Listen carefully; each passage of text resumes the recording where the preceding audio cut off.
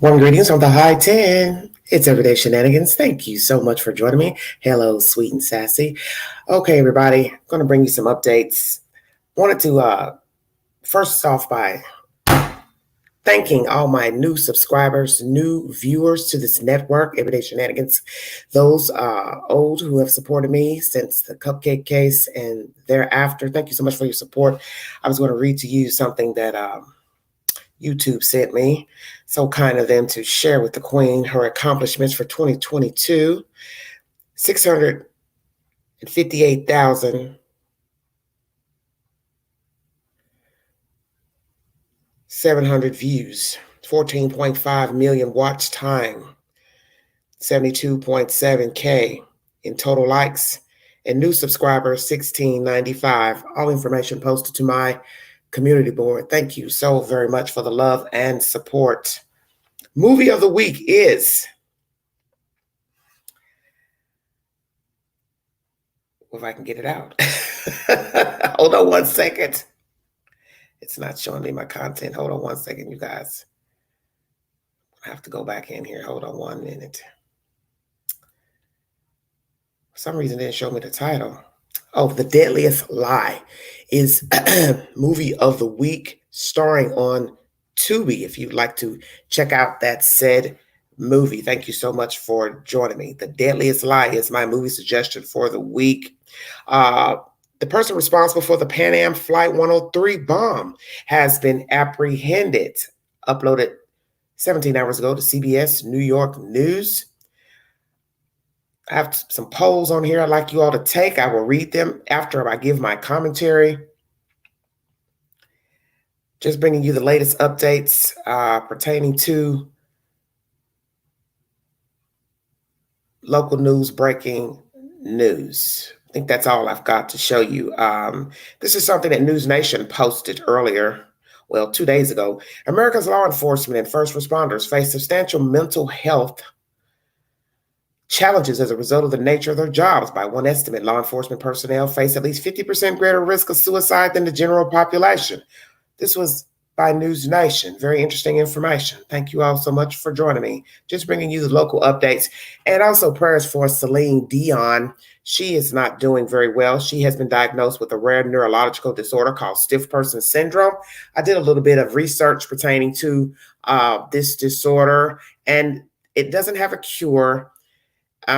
It's more of a neurological disorder, and it also can come from people that have type 1 diabetes, I believe, could set it off. This certain type of anemia, that people who can't get the B12, I guess, in their system.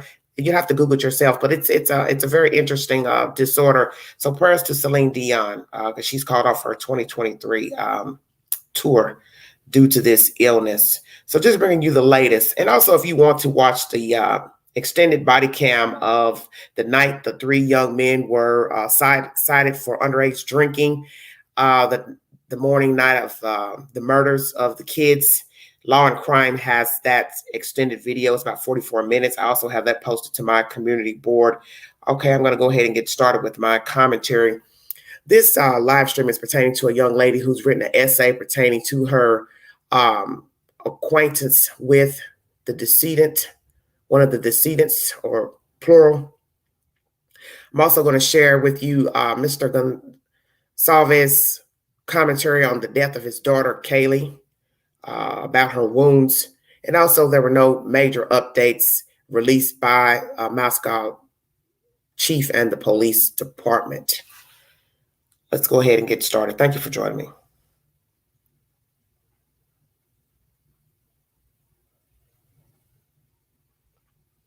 The spokesman review is the source. This is an opinion column uploaded yesterday. University of Idaho student essay, the fragile bubble I felt around our town quickly pops. Underneath the caption of two girls holding candles, it says, "We were friends," says Lacey McElwin, right as she and Maya Negron attended a vigil court alone on November 16th for 4 students killed at the University of Idaho, and naturally it names all 4 victims.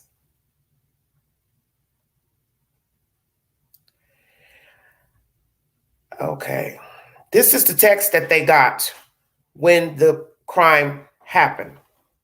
This is the text they received on their phones. Vandal alert. Moscow Police Department investigating a homicide on King Road near campus. Suspect is not known at this time. Stay away from the area and shelter in place. It is November 13th, and that text is the start of a surreal day for me and every other student at the University of Idaho, a quiet campus in the small city of Moscow. I am puzzled trying to make sense of the words on my screen. Did they really mean homicide, as in murder, someone killing someone else? My mind races. My boyfriend Connor receives a phone call from his dad in Boise. He heard the news already and wants to make sure his son is safe. Wow, I guess people outside of Moscow really know what happened, I think. As the hours pass, the fragile bubble I feel around our town pops. Moscow police continues to investigate the death of 4 people near campus. They indicate there's no ongoing threat. More information available soon via email. 4? What do you mean, 4? That's impossible, I think. Questions swirl in my mind. How did this happen? Why would someone do this? Am I safe? The last question feels foreign. How can I possibly be asking myself this? Anyone who has lived in Moscow knows that parents dream of sending their kids to this community. For so many families, UI is far enough away to meet a student's needs for independence, but close enough for a weekend trip home without too much trouble. Parents drop their kids off at their dorm, teary at their new empty nester status, but relieved that they will be home for Thanksgiving.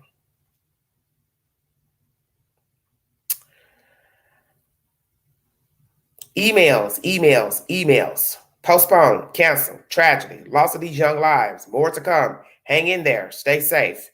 As a journalist and a UI journalism student, my friends, former colleagues, and familiar alums have been at the forefront of local and state coverage for this case. I've seen friends lose sleep and friendly faces deluge in endless Twitter threads and Facebook comments, fighting misinformation or careless speculation, ensuring that the most trusted and accurate, although heartbreaking, coverage comes from home. I've seen borrowed headlines on Twitter posts from national and international outlets. I cried the first and only time I sought out broadcast coverage on my television. I am frustrated, maddened by the cruelty and disregard for human life this person or these people displayed. Anxious from the lack of critical information and the seemingly endless days with few to no updates. Anxious for my safety as a lack of suspects and a lack of threat do not align. Saddened and heartbroken for these families, these friends, and all of those who were close to Xana Kernodle, Ethan Chapin, Madison Mogan, and Kaylee'S Goncalves. Xana was in my consumer behavior marketing class, and Kaylee'S was in my friend's sorority. Ethan shared a class with my roommate, and both Xana and Madison worked as servers at Mad Greek, a popular restaurant in Moscow. My parents swear that Xana waited on us the last time we ate there. Despite of this, I don't pretend to have known them, but UI is a small campus, and this touches all of us, every student. How safe I feel has been an ever-swinging pendulum, from feeling nearly no threat in the first 24 hours to nearly going home completely, to long emotional phone calls with my parents and tough conversations with Connor on what to do in the days leading up to Thanksgiving. My feelings of security have been rattled. In some ways, I don't believe I will ever view Moscow in the same light. It is still the quiet, safe, small town it was before? Question mark. Where can I walk? Question mark. When can I be alone? Question mark. How much do I worry about the darkness that now visits at 4 p.m.? Question mark. Pepper spray isn't exactly the kind of thoughtful roommate gift you think you need until it's attached to your keychain, weighing you down with the truth of your new reality. I'm back on campus after this new reality made me stay away for 3 weeks. I've thrown myself into my remaining assignments. My job as editor of Blot, UI student magazine, my internship responsibilities, and the small hope that normalcy can return sooner rather than later. I am still an Idaho vandal. We are brave and bold, according to our university's motto. For the past few weeks, I haven't felt that way. Katerina Hakima of Homer, Alaska, is a senior journalism student at the University of Idaho and the editor of The Blot, the student-run magazine. Katerina Hakima is a senior journalism student at the University of Idaho and the editor of the student-run magazine, Blot. Hakima wrote this essay about her feelings on the recent tragedy at UI. So Ms. Katerina is a senior journalism student at the university and also the editor of the student-run magazine Blot. Thank you, sweetheart, for your commentary because people need to hear what it is like being a student there, the fears that you have and other students may have. And I don't think people really think about what it's like to be a student there, or what it's like to live there, what it was like to live near that house. As she said, everything right now on news is, a little bit of this, a little bit of speculation, social media, ramblings on and on. But we are not those students. We do not go to school there. We do not have friends and family there. So we're just outsiders looking in.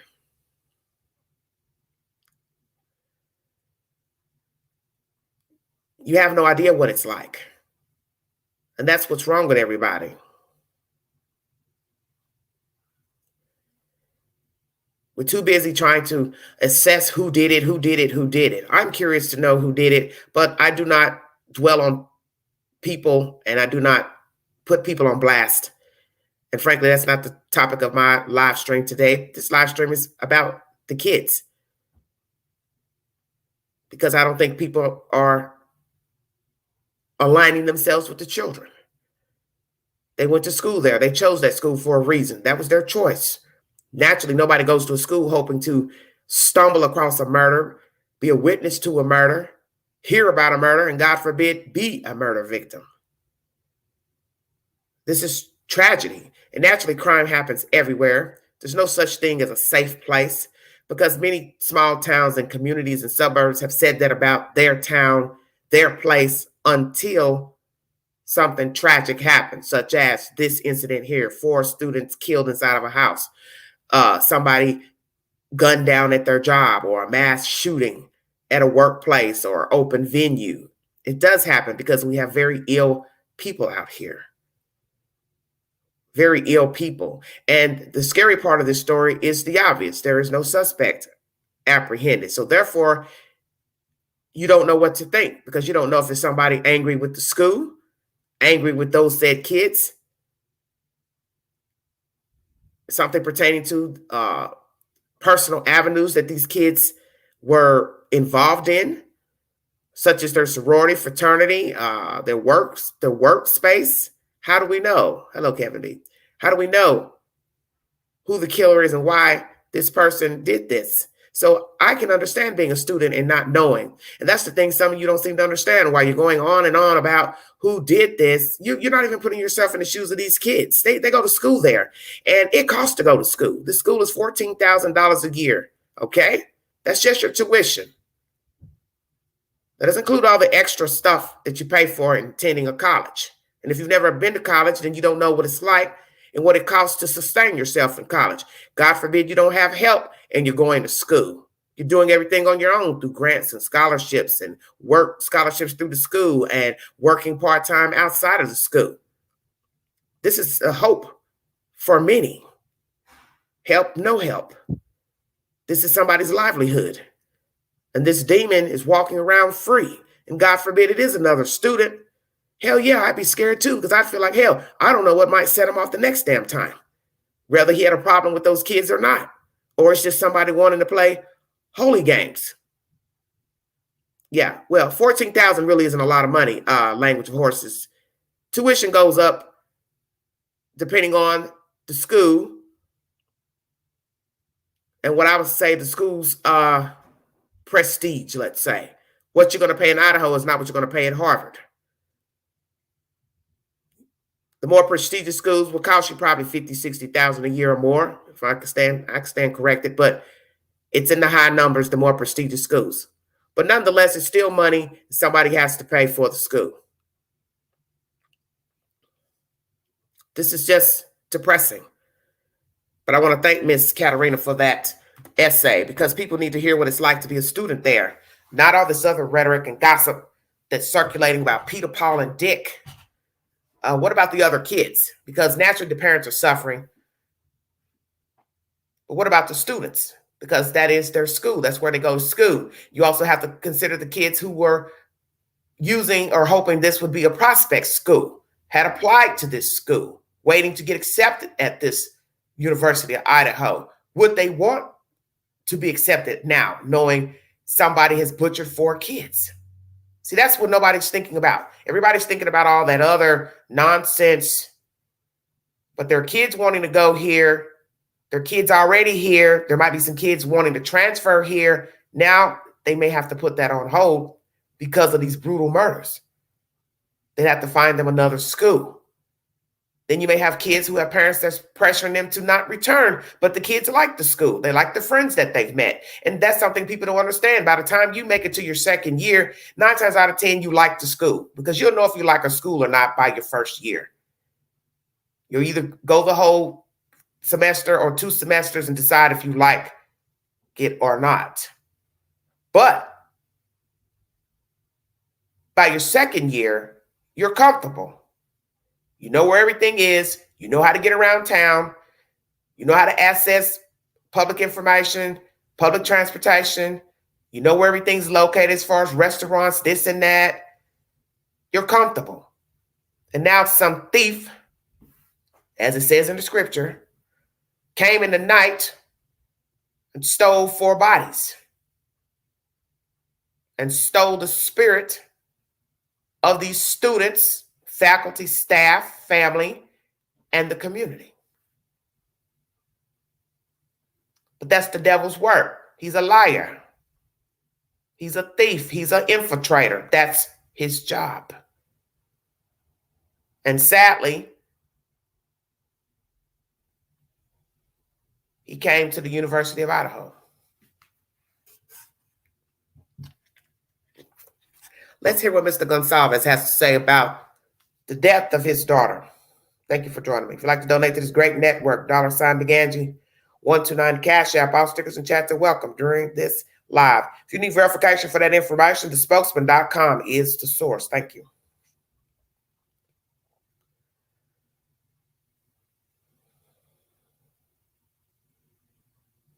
Independent.co.uk is my next source of information. Kaylee'S Goncalves' dad shares horror stabbing detail and calls Moscow police cowards. Uploaded 14 minutes ago. The grieving father of one of the 4 slain University of Idaho students has revealed horrific details about his daughter's murder as he branded Moscow police cowards over their handling of the homicide investigation.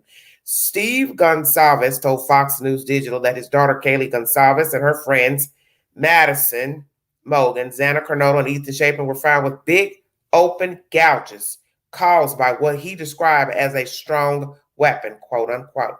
Mr. Goncalves said that the nature of the brutal stab wounds must be the work of a sadistic male, as he slammed law enforcement for not releasing more information to the public, given the mass murderer remains at large. They're just being cowards. There are girls walking around the street right now that deserve to know. They should be looking out for a sadistic male, he said. 1 month has now passed since the 4 students were found butchered in their beds in an off-campus home in Moscow, Idaho, November 13. No arrests have been made, no suspects named. The rest just goes down to tell you that the students were remembered at the university commencement. What the president, Mr. Scott Green, said about it being tough the past couple of weeks. He wants to acknowledge the enormous loss to the Vandal family and describing how the 4 students were taken from us far too soon by a senseless act. A moment of silence was then held in the honor of the victims. Let's see. University of Idaho student has penned an emotional op-ed detailing how the brutal murders touches everyone in the small college town of Moscow and how students have been forced to adjust to a new reality. And that's Miss Katerina that they're speaking of, that I just gave you her information. And as she said, maddened by the cruelty and disregard for human life this person or these people displayed. Very interesting. Also in this article, there's more commentary pertaining to Mr. Fry. He received FBI training in 2019. According to a 2019 article on the Edward R. Murrow College of Communications, Chief Fry was part of the program along with other 250 police chiefs across the U.S. As part of the training, Mr. Fry took academic courses on criminal psychology and other subjects.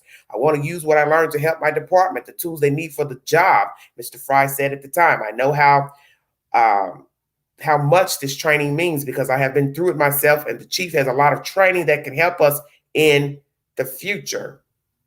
Let's see what else I can bring up. Okay. It just basically gives you the outline of what the kids allegedly were doing. 11, 12, from about what?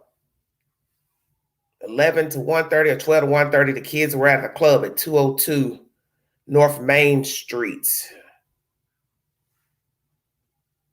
Then after that, they was at the Grub Hub.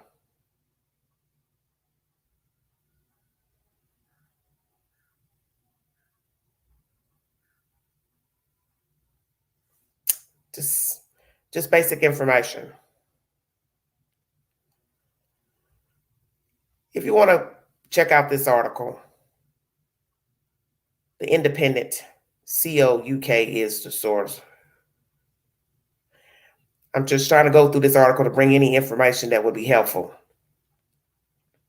Now, as you remember, the Latau County coroner, Kathy Mavitt, revealed each victim was stabbed multiple times with a large knife, describing the wounds as pretty extensive and revealing that they bled out inside their student home.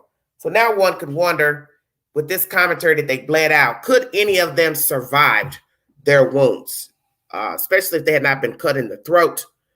But naturally, any wound that severs any organs would cause you death. So I'm curious to know if any of these kids could have lived from their stab wounds, because there have been people who have been stabbed a lot of times. I think I heard that recently.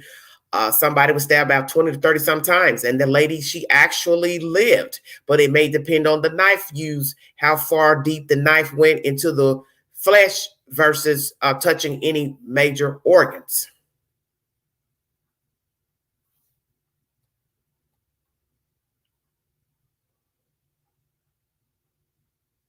So that's that. Anyway, I'm not going to go on about this. You are free to check the Independent if you would like to for the said information. Let's go over and see what's going on in the YouTube nation. Thank you for joining me.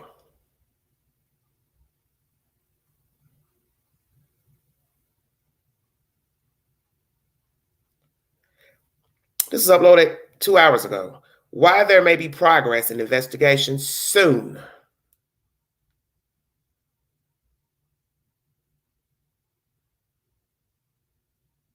Yes, it is very terrible.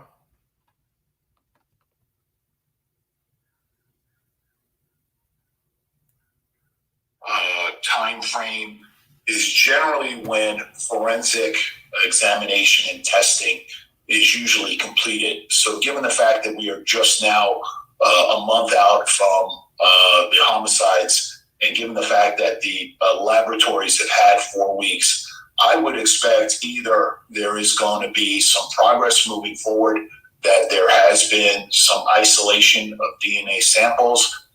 With that being said, it may not be positively identifiable to someone because, just quite frankly, they haven't been arrested, and so there's nothing in the system.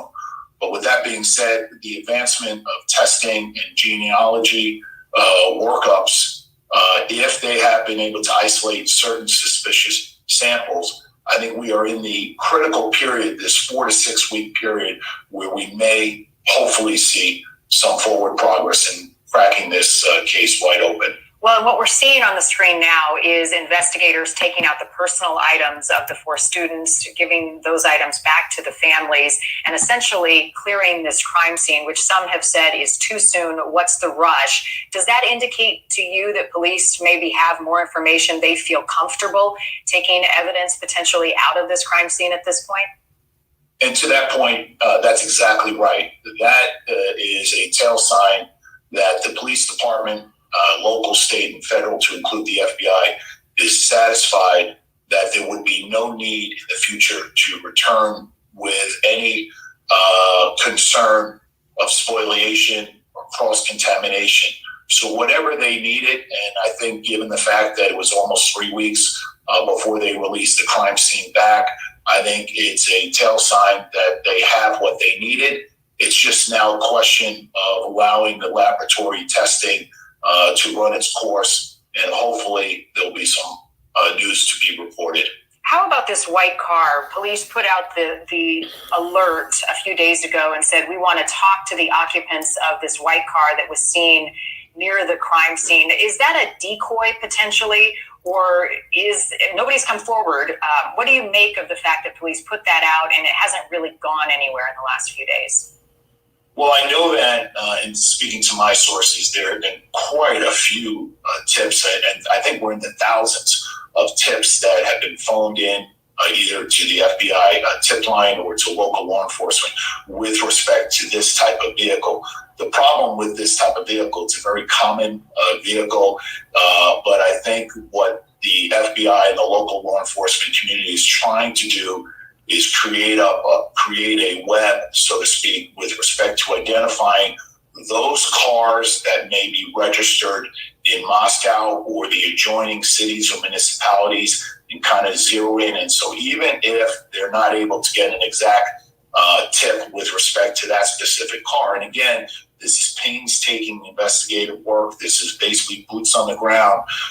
And it is possible. I know the authorities are working with the Department of Motor Vehicle with respect to those type of vehicles being registered in the state of Idaho. Again, it takes time, but I do believe the car is relevant. My understanding is that it was picked up on some video surveillance being in the neighborhood at or about the time of these homicides. And then also it is possible that this type of vehicle was also seen in the last vicinity of when these individuals, these college students, were out and about prior to coming home. And that's why it was important with respect to trying to identify and contact the individuals in this car. Thank you for watching. Go to newsnationnow.com to find. All right, everybody. News Nation is the source.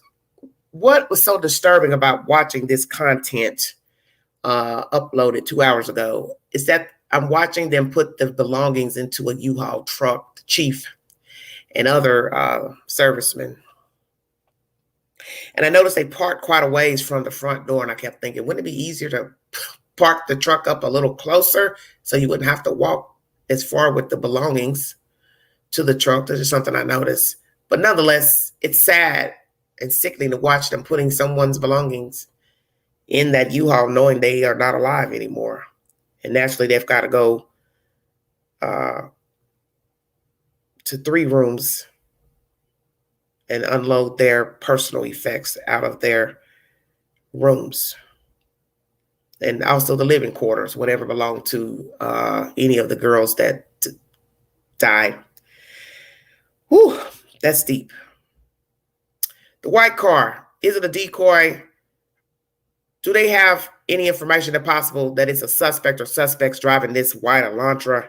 Because I remember with the DC sniper many moons ago, over 20-some years ago, when they had got information who the suspect was, the man and his stepson, they had put out information of a description of the car. Now, at the time, they said it was a witness, but it wasn't a witness. They were very smart in using this tactic of saying, if you've seen the make of this car, please let us know. We think this person may be a witness in the crime. We just want to ask them some questions. All along, that was the perpetrator they were looking for. It was not a witness, bystander. It was the actual killer. And sometimes they do this. They won't tell you that that's the actual person that they're looking for as the killer, as the perpetrator. But they'll say, this person may have seen something, or they were a witness. And then they give you a description of the car but they don't know the person. Now, I can see them doing it in this case because maybe they don't know who it is, but the car looks suspicious, perhaps. I don't know. I'm not for sure. But in the case of the DC sniper, they got wind of an ID of he and the young boy traveling around shooting people. So each department can give different information per the information that they have. Now, some have argued about closing the crime scene and letting the parents come get the things. Some of you may feel like it was okay for them to release the scene. I don't know. I'm not a detective, so I don't know how it goes. And as they said, you're talking about 4 individuals, 4 crime scenes within the house. And they were still going in, checking the house, even after unloading the kids' belongings to the U-Haul. So, you can never tell if it's a good idea or not. Some people have agreed it was a good idea to release the items. Some have not.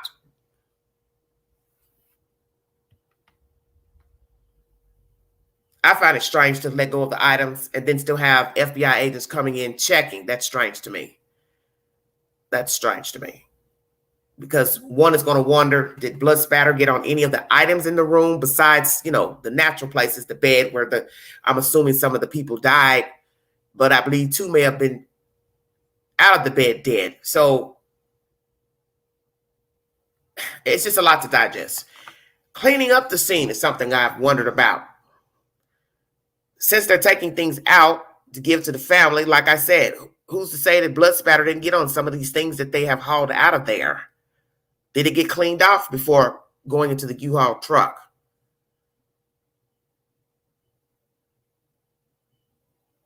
Did the killer take anything from their personal effects? Ramble through any of their personal effects? Leave a calling card within their personal effects? Because see, you don't know, because we don't know how long the killer was in the house. So that is something I've wondered. Did they clean up the scene inside? Did they take everything out? Because naturally that would be still devastating to walk into a crime scene and still see blood smeared, bloody, you know what I'm saying, beds, whatever. I'm wondering if those things were brought out, because the smell would have to be horrific if indeed they still have the bed and the linens and things as they were when the kids were killed. So that is something I've thought about. Are the beds in the same place with the same linen, since they have now taken the kids' items out of the house? Did anybody come in to clean up the blood and clean up the house itself? I'm wondering about that, because you'd have to wait for blood to dry as not to track it through the house while all these different people are going in, investigating, and also taking the kids' belongings out of the house. This is very wicked. Just a wicked, wicked story. So those are my questions pertaining to what's left behind in the rooms. Has it been thoroughly cleaned yet? I haven't heard that a cleaning team's gone in, because I haven't heard anybody talk about that. Naturally, you would see a car or a truck or van pull up. So then you have to ask yourself, are they stepping over old, dried blood? Haven't heard that any beds or anything have been removed. It's very strange. Okay, let's see what else we have pertaining to the kids. I put up a poll last night. Do you believe neighbors' alleged account of seeing front door left open in the early a.m. in the Moscow home? 26% of you said yes. 33% of you said no. 41% said not sure. Do you believe the killer exited from home by way of front door, leaving it open? 31% of you said yes. 33% of you said no. And 36% of you said not sure. So 26% believe the neighbor's allegation. And 41 said not sure. 33 said no. As far as the killer leaving out the front door, 31% of you said yes. 33 said no. Kind of neck to neck on both questions. Did Moscow police make a mistake by saying killer may strike during graduation ceremonies? 60% of you said yes. 40% of you said no. And once again, I asked you all about Kaylee'S receiving a posthumous degree. Should she have received that degree from University of Idaho? 96% of you said yes, and 40% said no. I'd like to know the 4% who thought she shouldn't have had it. Wow, that's deep.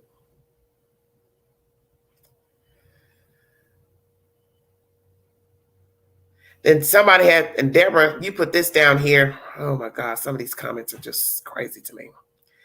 Is it possible Ellie is afraid folks would be a target if Kaylee has a chair, gown, and degree at this time?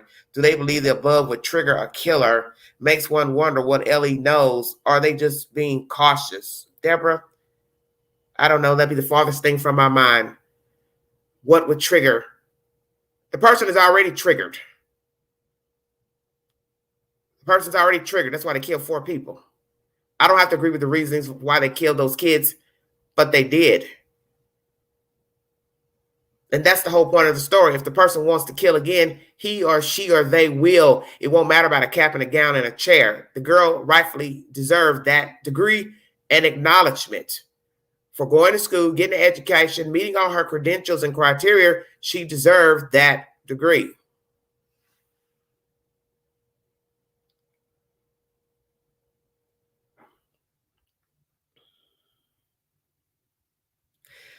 Idaho murder, speculation rampant as police remain tight-lipped. News Nation is the source.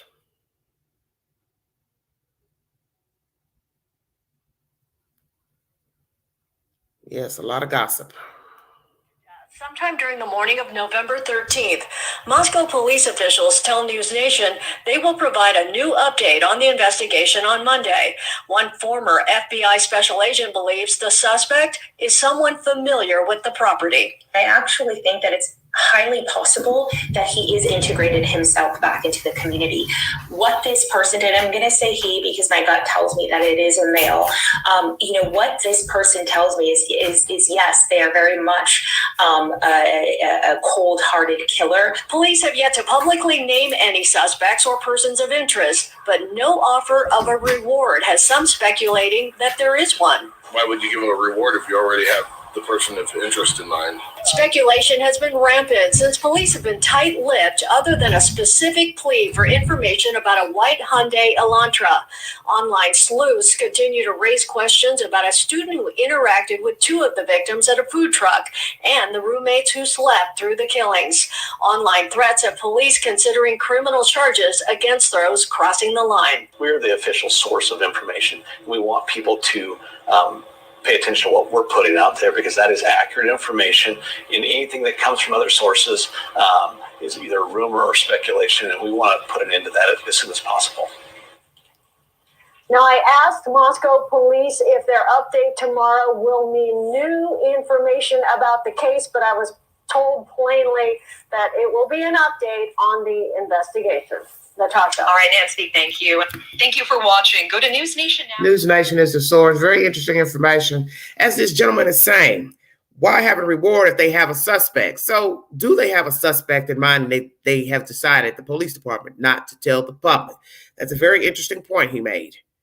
Why would they need a reward if they know who did it? So I'm assuming he's insinuating that possibly they know who did this or they have an idea. So I'm going to ask the question once again during this live stream. Do they have a profile of the perpetrator? Number 1. Number 2, do they have a general idea of who the perpetrator is? Number 3, the white Elantra that they are looking for. Did someone see people or one person in the car? And why did the tip come in about the car? What was so suspicious about the car? Indeed, is this witnesses? Are these witnesses, or this is the actual perpetrator in the white Elantra? Curious. I really want to know who's the person that gave the tip, why they gave the tip, and what was so interesting about this car that this tip came in. Also, did more than one tip come in about the white Elantra? Thank you for joining me. Very interesting. Very interesting information.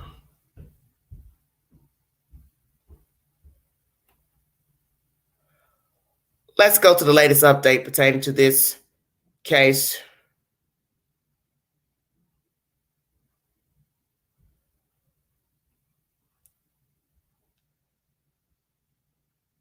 Fox 13 Seattle is the source. Uploaded 2 hours ago. Good morning. My name is Roger Lanier. I'm a captain with the Moscow Police Department. I'm in charge of the Operations Division. And today is December 12th, Monday. And I want to give you an update on the King Road homicide investigations, at least the information that we have to this point. Over the weekend, investigators still continued to sort through numerous tips, calls, and online tips in regard to this investigation. There's been a lot of questions about the white car that we've been interested in.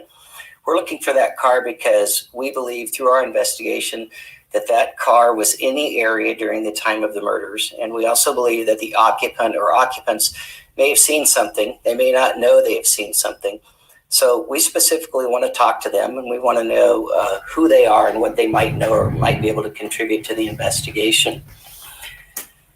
Over the weekend, investigators have sorted through and prioritized numerous tips. Some are tips that came in earlier and we've been working on. Other tips are new and are relevant.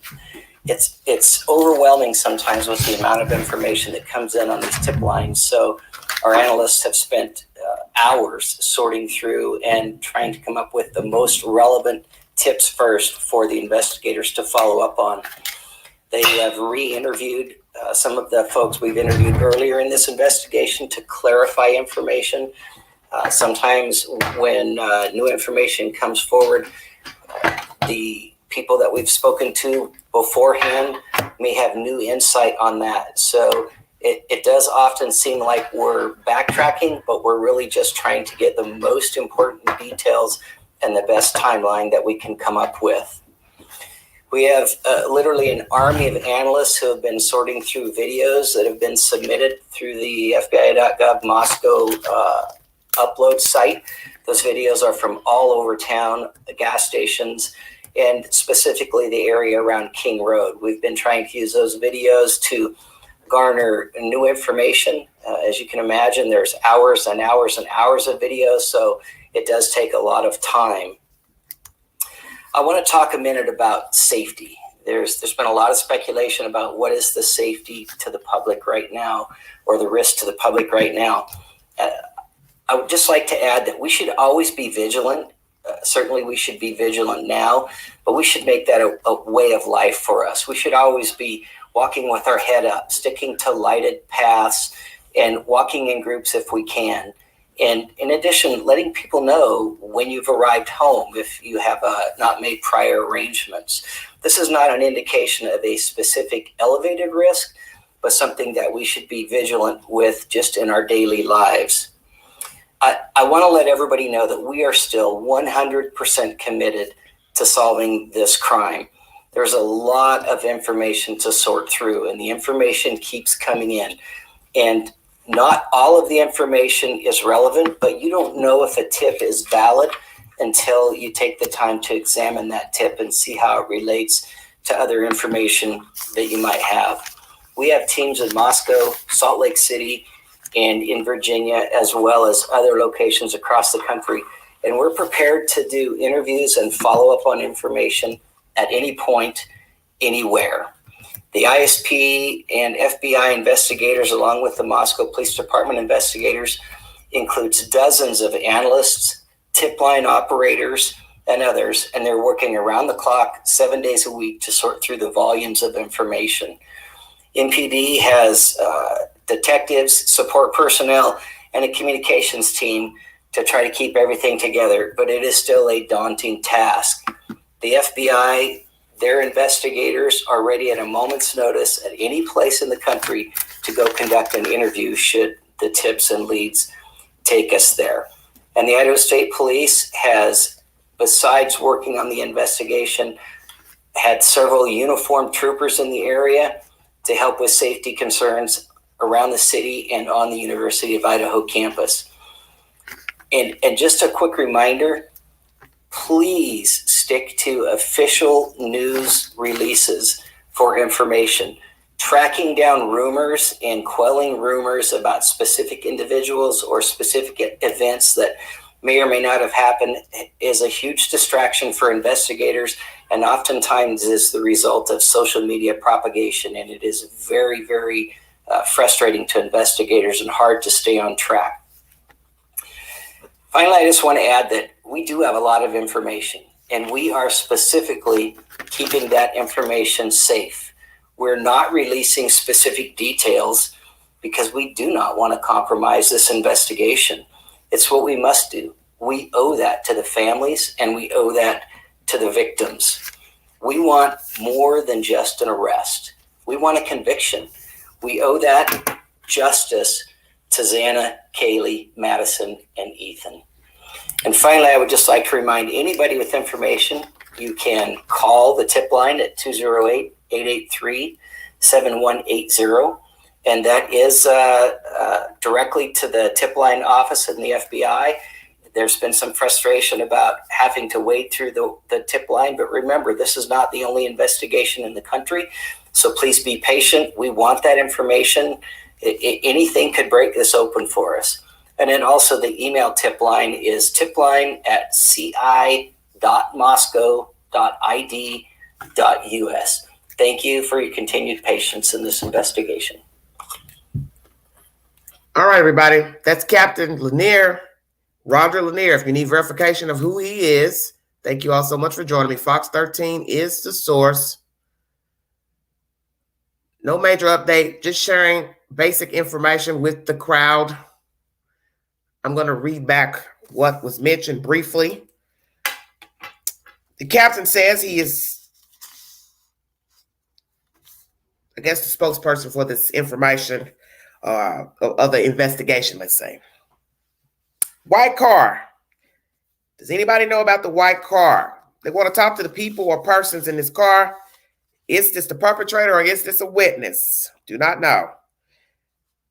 They have re-talked to people, since so many people are so disgusted about who's a suspect, not a suspect, who they talk to, not talk to, as it has been said 1,000 times.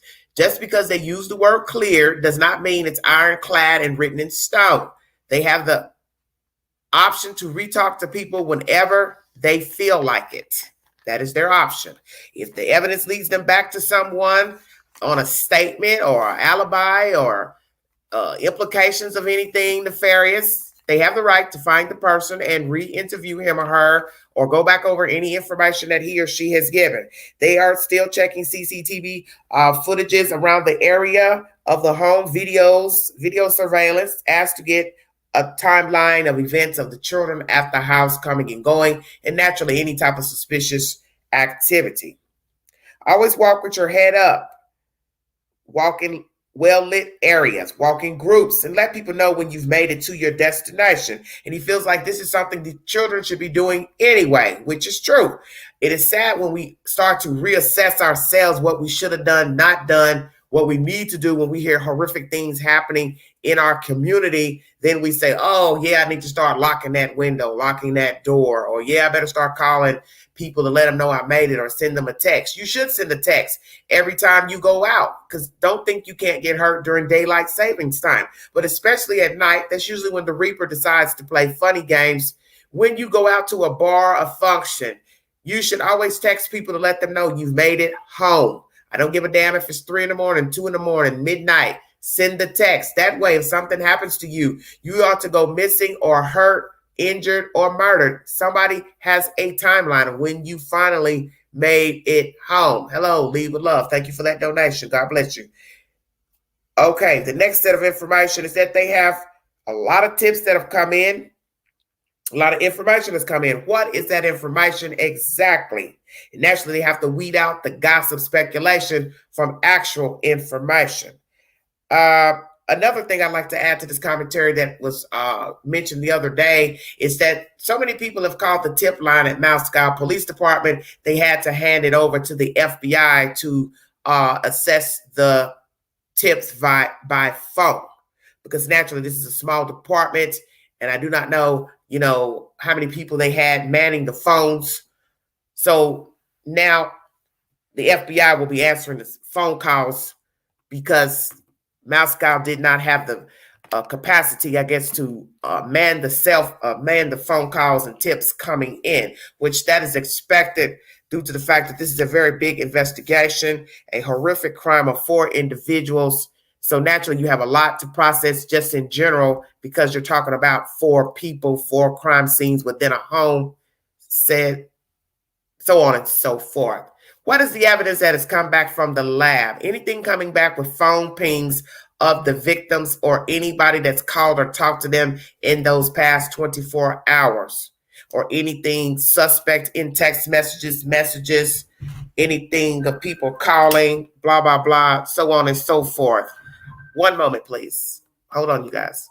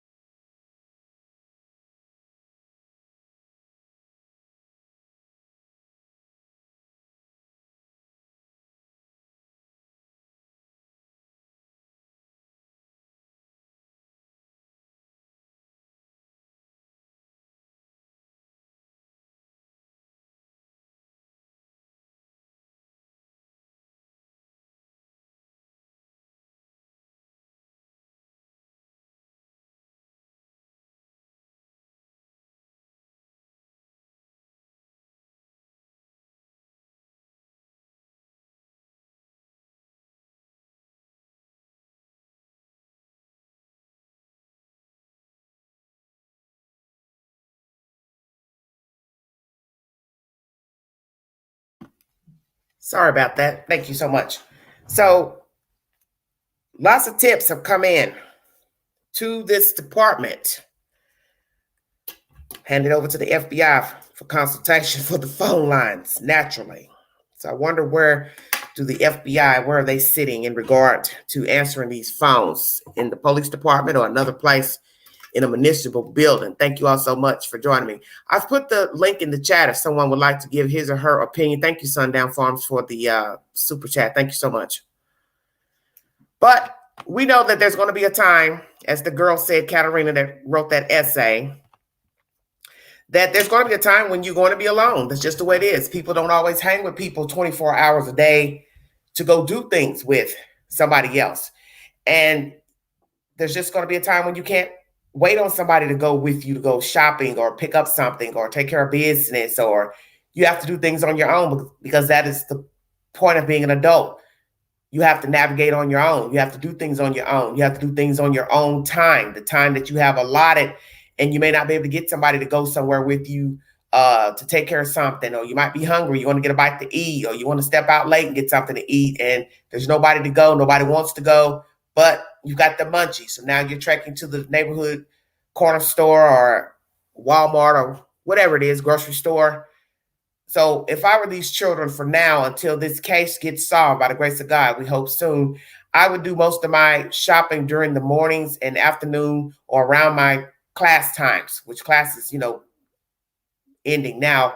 But just saying, going into the second semester, or if you're still living in the town, I would navigate during the day if possible. But naturally, kids have different schedules and jobs.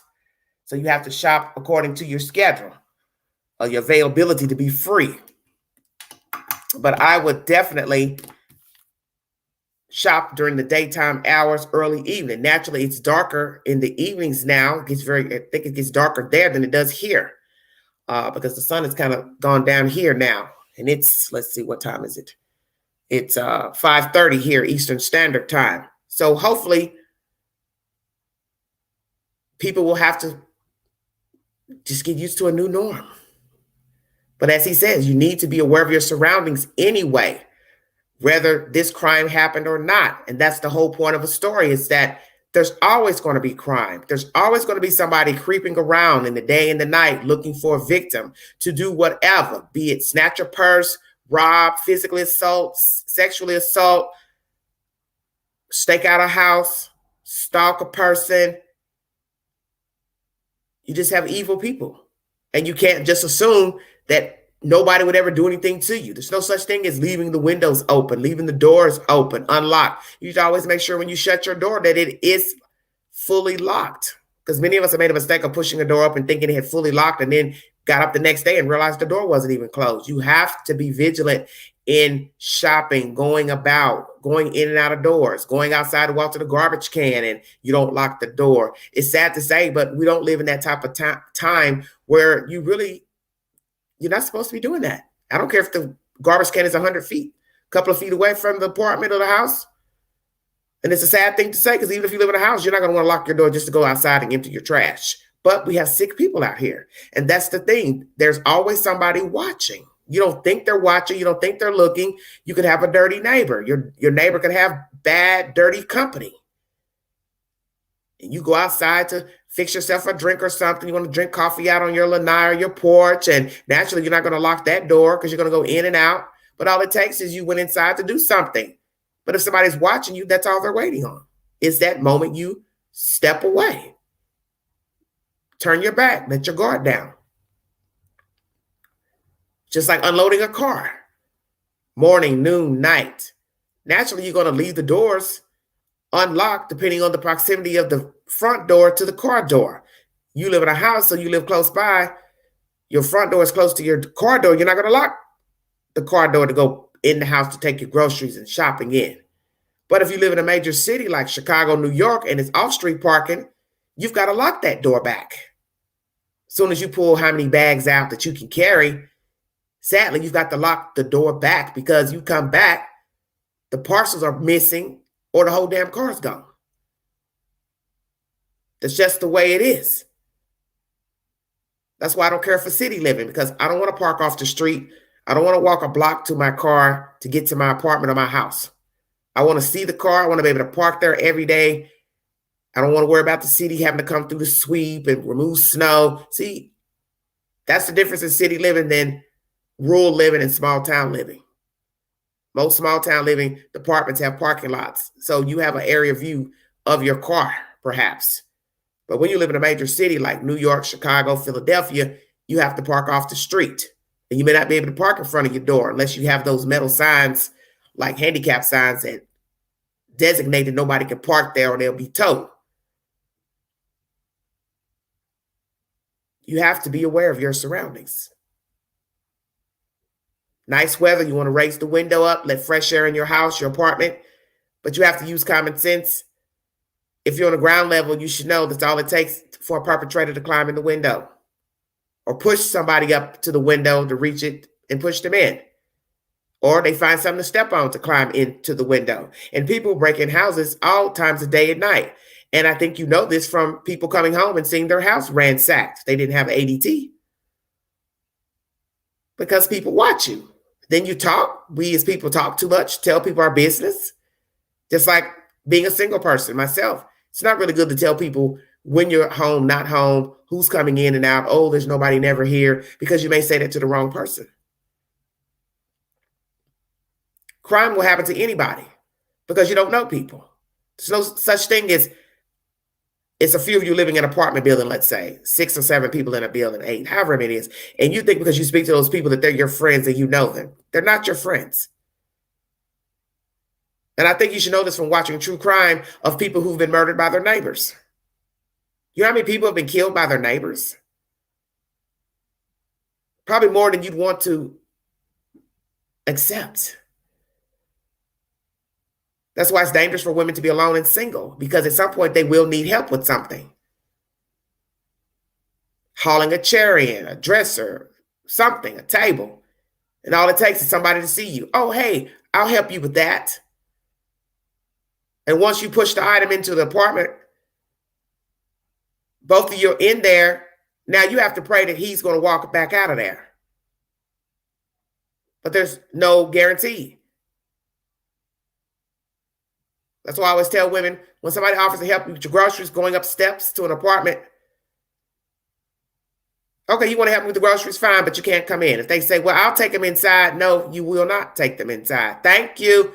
I've got it from here. You have to be firm. And see, a lot of women, you all don't want to hurt people's feelings, because I've been in that. You know, I'm opinionated, but there's times I don't want to hurt a person's feelings, but I don't want you in the house. And if it's somebody I don't really trust, hell no, I don't want you in here. You can sit them at the door, but you cannot come in. I don't need help bringing them inside at the door. They're at the door. That's good enough. But that's the worst thing you can do, is let somebody come in the house with your goodies and then assume he's going to play fair once the door shuts. It's no such thing. Next thing you know, he's thirsty. He wants to use the bathroom. Left something behind. We've heard of that. Thank you very much for the super chat, sweetie. You can't trust people. Smiling, gaping, that shit don't mean nothing. You know how many people have been raped, sexually assaulted from their neighbors? And the neighbor could have a girlfriend, live with a woman, live with a wife that has nothing to do with his disposition and his mindset. You have to be aware of your surroundings. But this commentary is pertaining to Miss Katerina, who gave an essay pertaining to what it's been like on the campus since the murders. Mr. Goncalves has shared the gruesome details of the death of his child and the other kids in the house. They had open gouges to their persons, and naturally no major updates pertaining to the crime. This Mr. Lanier has given his commentary basically on safety measures, and that they're still looking into the white car, and they have re-spoken to people pertaining to this investigation. Now, I am curious now to know who he has spoken to. How many people have they spoken to pertaining to the deaths of these kids? How many people have they had to go back in and re-talk to? Who has an alibi that didn't check out? Have they asked any of the participants for DNA? Who has declined giving a DNA sample? And who have they decided to check phone records for? See, it's more details pertaining to this crime because you have 4 victims. So you have 4 victims' phones and apps to check, 4 separate messages to check, 4 sets of friends to check. That's a lot of work. That's not including the crime scene itself, the evidence, the blood spatter, all of that. That's work. And some of you seem to act like this is a one-person crime. This is not. This is a 4-party crime.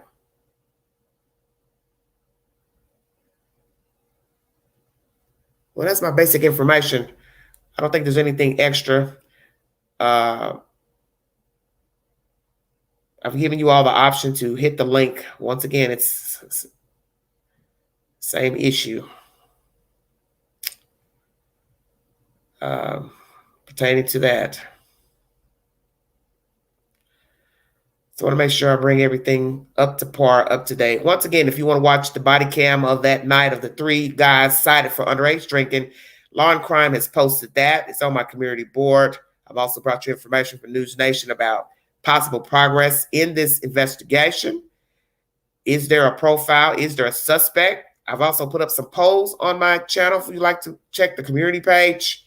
Also, I brought you information by News Nation pertaining to speculation running rampant pertaining to this case, and that is the very reason why the police has remained tight-lipped as to preserve the investigation. And naturally, they don't want the killer knowing certain things, and that's something some of you don't seem to understand. If I tell you too much, then the killer may know that I know him or her or them, because you can release things naturally that only the killer knows. So he may say, as he's listening to the information like everybody else, oh, I think they know me. I think they know of me. So is the perpetrator still in the general area, as it was mentioned in this commentary?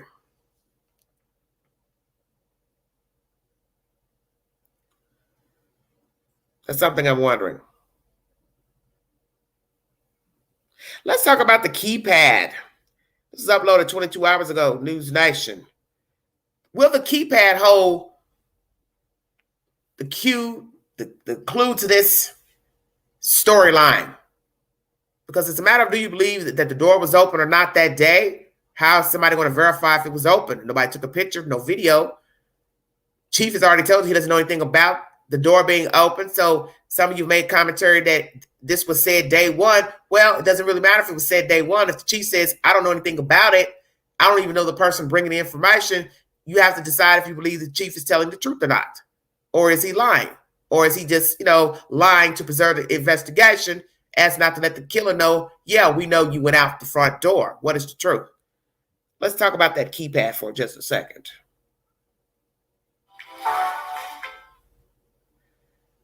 Retired FBI agent speaking to News Nation. Thank you for joining me. And I do want to bring in Bobby Chacon, retired FBI agent, for some perspective on this investigation. Thank you for being here. Thanks for having me. Do you feel this investigation really does hinge or is focusing in on Kaylee'S Goncalves, given her excessive injuries, suggesting perhaps she was the killer's main target? Well, if that is the case, I think that's one avenue that's being explored. I think all avenues are being explored. I think there's a lot of work being done in this case. There's a tremendous amount of leads that are coming in to be covered. So yes, I think that's one. I wouldn't say that's the only one. I don't know because I'm not privy to the inside of the investigation, and none of us are, and none of us should be. The only information that should be coming out should be information that's relevant to the public safety or to strategically benefit the investigation. Other than that, I don't mind at all if the police are not giving daily updates or weekly updates. I mean, I'm not as concerned with that. There's a lot of pressure and there's a lot of speculation about it. This is only a month. People are talking like a month is a long time for an investigation. It is not. We just had a case in the Delphi murders in Indiana that took 5 years, and they just got the guy in custody. These investigations take time. This was a brutal crime scene. A lot of forensic and physical evidence that was gathered that has to be gone through in a proper way, oftentimes in a laboratory setting. And so these things take time, and the public needs a measure of patience with this investigation. I'm sure the police, if they had anything that related to the actual public safety, if there were people in danger, they would put that out. But barring that, I don't see any issue with how long this investigation is taking. I know many in the public are concerned. We are at the one month mark about this case turning cold. When would you be concerned then that this will turn into a cold case? What does that timeline look like for you? I mean, it all depends on the tips coming in, right? So they've got 3,000 tips that are coming in, and they're coming in more all the time. As long as this case is generating this kind of publicity, people are going to be calling in, and every time the police give an update, that usually generates more tips coming in. When it goes cold is when no tips and the phones stop ringing and people stop talking about it. That's when it goes cold. But we're a long, long way from that. They've got thousands of tips. Both the call people are calling in, people are using social media, people are emailing those tips in. So I think that we're a long way from this case even being close to being cold. Okay, I appreciate that. We had another former FBI agent, Tracy Walder, on the show yesterday, and she says that she feels the killer has likely reacclimated back into the Moscow community, and she also feels the suspect is likely a male. What is your take on that? I'm not sure how she bases the first assumption that he's reacclimated. I just don't know. There's no way to know that. This person could be overseas. He could be in another state. There's just no way to know where that person is and what they've done. I do feel it's a male. I mean, the physicality that this crime was carried out does indicate, we could be wrong. It's been seen before, but most likely, due to the physicality that was required to carry this out, my guess is that it is a male, just because the physical capabilities of subduing people at the same time and stabbing people that many times to cause their death requires a heightened level of physicality. And that would lead me to be a male. Again, that's an assumption based on what I know, the limited stuff that I know of the physical evidence at the crime scene. But I would agree with her assumption that it's a male. I'm not sure about the first assumption about what this person is reacclimated, because we just don't know who it is. She did mention that there is significance to tracking whether or not there were keypads on those doors. Why is that piece of information so significant? Is it that it indicates how close the killer would have had to be to the victims to have that passcode? Yeah, sure, of course, because what we do in these kind of cases is we draw two circles. One is the circle of the victim and everybody that's involved in the victim's life. The other circle is the location where the homicide occurred. So that's the house. Where those two circles overlap, the middle is where your suspect is probably going to come from. So whoever had egress into that location easily is obviously going to be elevated on your suspect list. So yes, I think that's a key. People that were in that house before, people that know how to get in and out of that house, that would be key, because in this case, it clearly indicates that they somehow got in quietly and left quietly. And so that seems to indicate a person who either knew or gained the knowledge of how to enter that place quietly. All right, Bobby Chacon, appreciate your time. Thank you so much. Thank you. All right, everybody. News Nation is the source. I want you all to ponder on that for just a second about the keypad. Did the person have access to the keypad? How did they get in? Have they gone back into this general area living? 1 second, please. Something I want to check on. Hold on 1 second, you guys.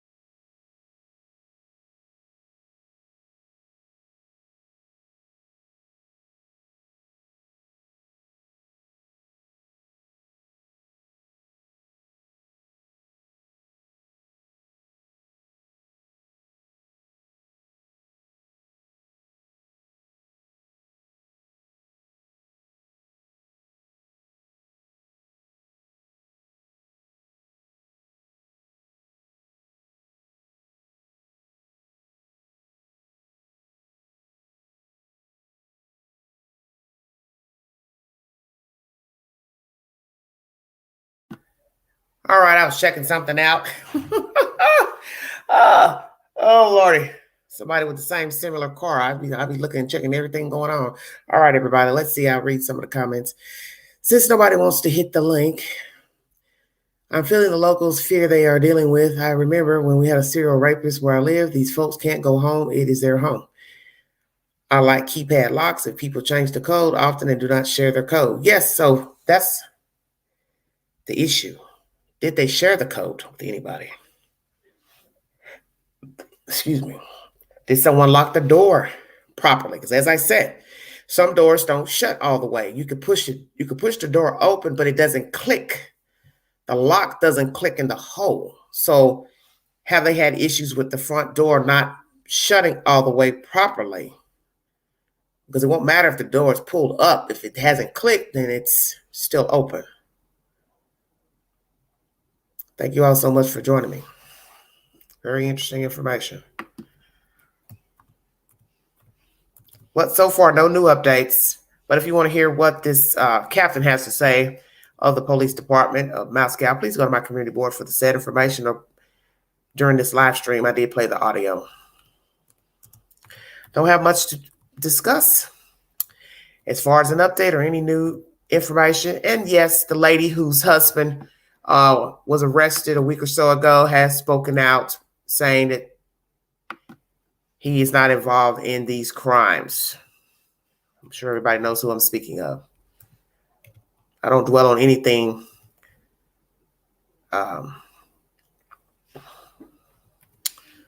that's not relevant. But anyway, that wife has spoken out about the husband that was arrested, domestic violence out there.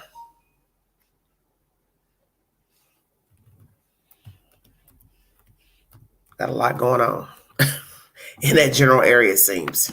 And everybody's trying to tie any little thing that's happened there, mediocre or major, to this crime. But that's the whole point. You don't know, because you don't know the kids. You don't know who they were dealing with. You don't know the motive. You don't know the perpetrator. It could be, the possibilities are endless, in my opinion. Whether the population of the town is small or not, the university is small. You don't know. You don't know what the kids have been into. It's somebody, they piss somebody off, or it's a love triangle, or somebody's mad because somebody won't date them or date them again. I don't know. But I'm very glad this Katarina has spoken up as a student, because as I said, many people have not put the shoes on pertaining to being a student there. You know, you don't really know what it's like being a student and liking your school, and now you don't feel safe because you don't know who the killer is. He hasn't been apprehended. Don't know if it's more than one killer. So that would be very scary. And let's talk about that as far as safety with people. Say, you know, walk in groups, don't walk in the dark, blah, blah, blah. Let people know you made it home. How is somebody going to know who to be safe around when we don't know who the killer is? Especially if it's a student. And like I said, if you can kill 4, you can kill 4 more.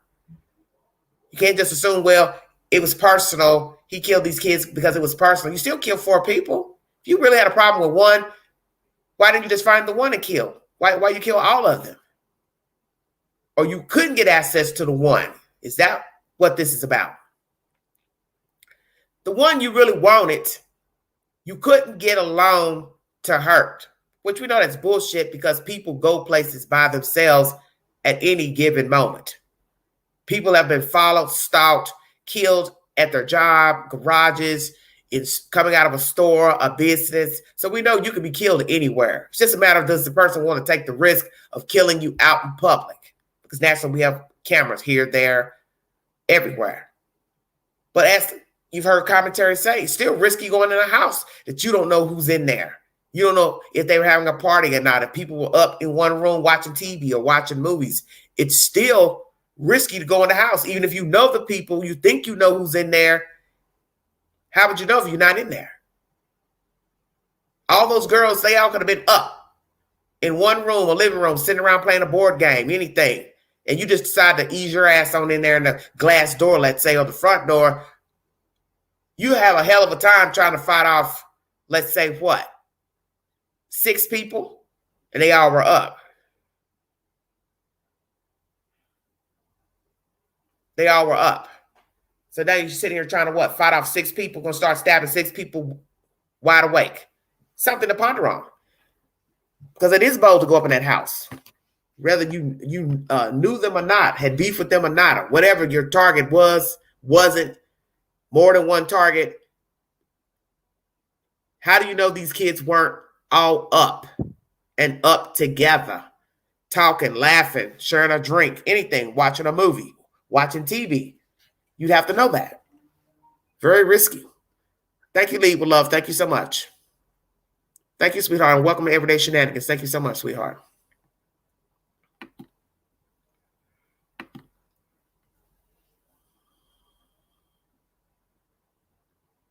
Well, Lee, with love, you can hit the link now. Nobody can see your face. I've asked people to show themselves sometimes, but most people don't like to. But all you have to do is hit the link. It'll guide you up, and you just give your opinion on the said information here inside of this video.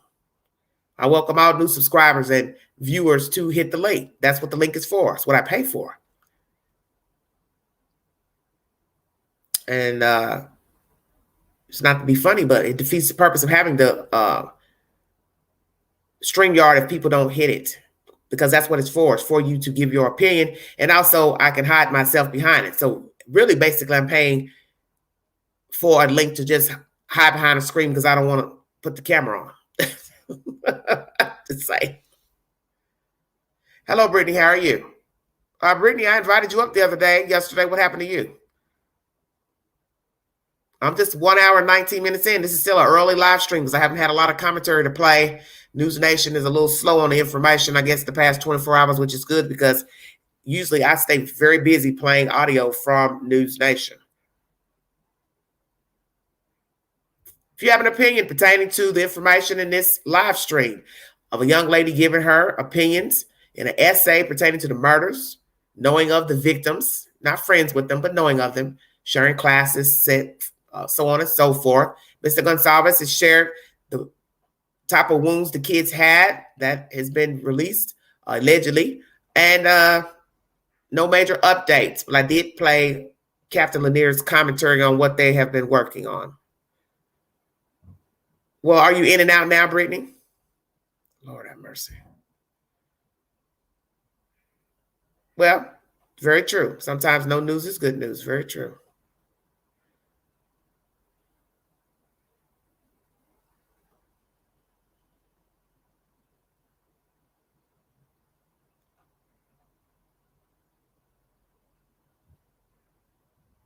Very true. Well, I haven't heard anything else, so that is what it is.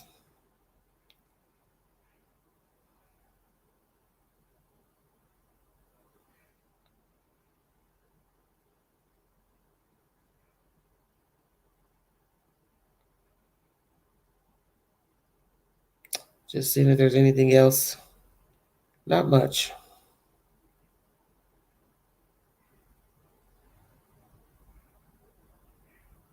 Very sad situation.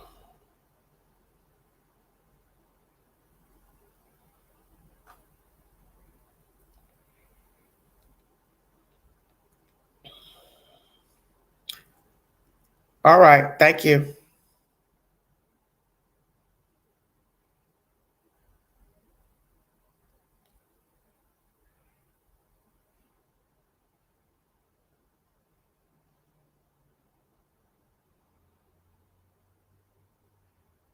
I'm just checking to see if there's any other updates pertaining to this information.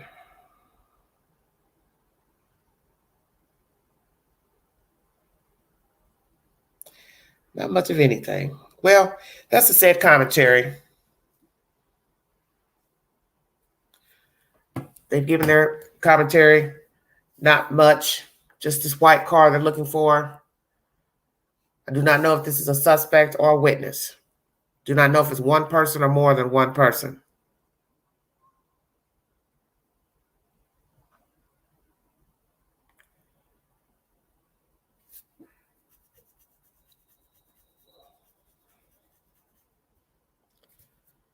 Well, I'm going to leave it here. Thank you all so much for joining me. Please go to my community board for my new analytics on the channel. YouTube sent me a notification today showing my analytics and how many new views I've gotten since being on this network. And I'm very humbled to be here. Some days are better than others, but nonetheless, it is what it is. So wanted to share that with you.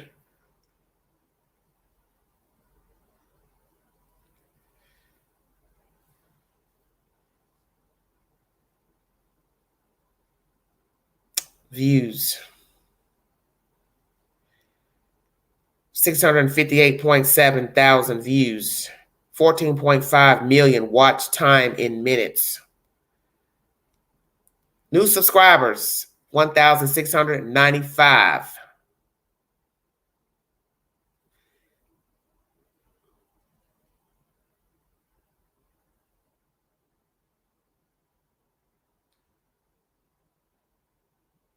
And 72,000.7 likes.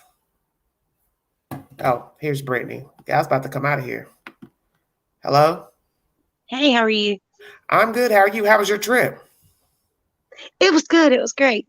Yeah, because you were on the line and then it went dead. I didn't know what happened. I know. I'm sorry. I had bad service. Okay, let's talk about this briefly so I can get out of here. How do you feel? Okay, I read this girl's statement. She's a student at the college and at the university, and she's also is editor of one of their papers called The Blot. And she was just giving her, synopsis of finding out the information when they first got the text message that somebody had died, her assessment of what happened, and being, stunned naturally, like, how could this be 4 people? What? So I don't know if you've read up on that already, that essay that girl Katarina wrote. I did not. I missed that part. Okay, well, let's go to Mr. Goncalves then. He's shared allegedly through a source, the Independent UK. He's described the wounds as deep gouges in the kids' bodies.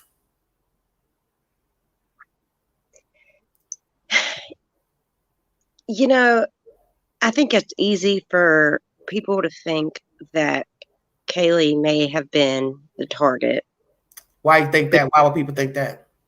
Just with her father being the only one that's being very outspoken and, now I guess describing her wounds. Yeah, he said all, if it's true that this was said, it said they all had gaping wounds, gouges is what the word used. Gouges, deep gouges.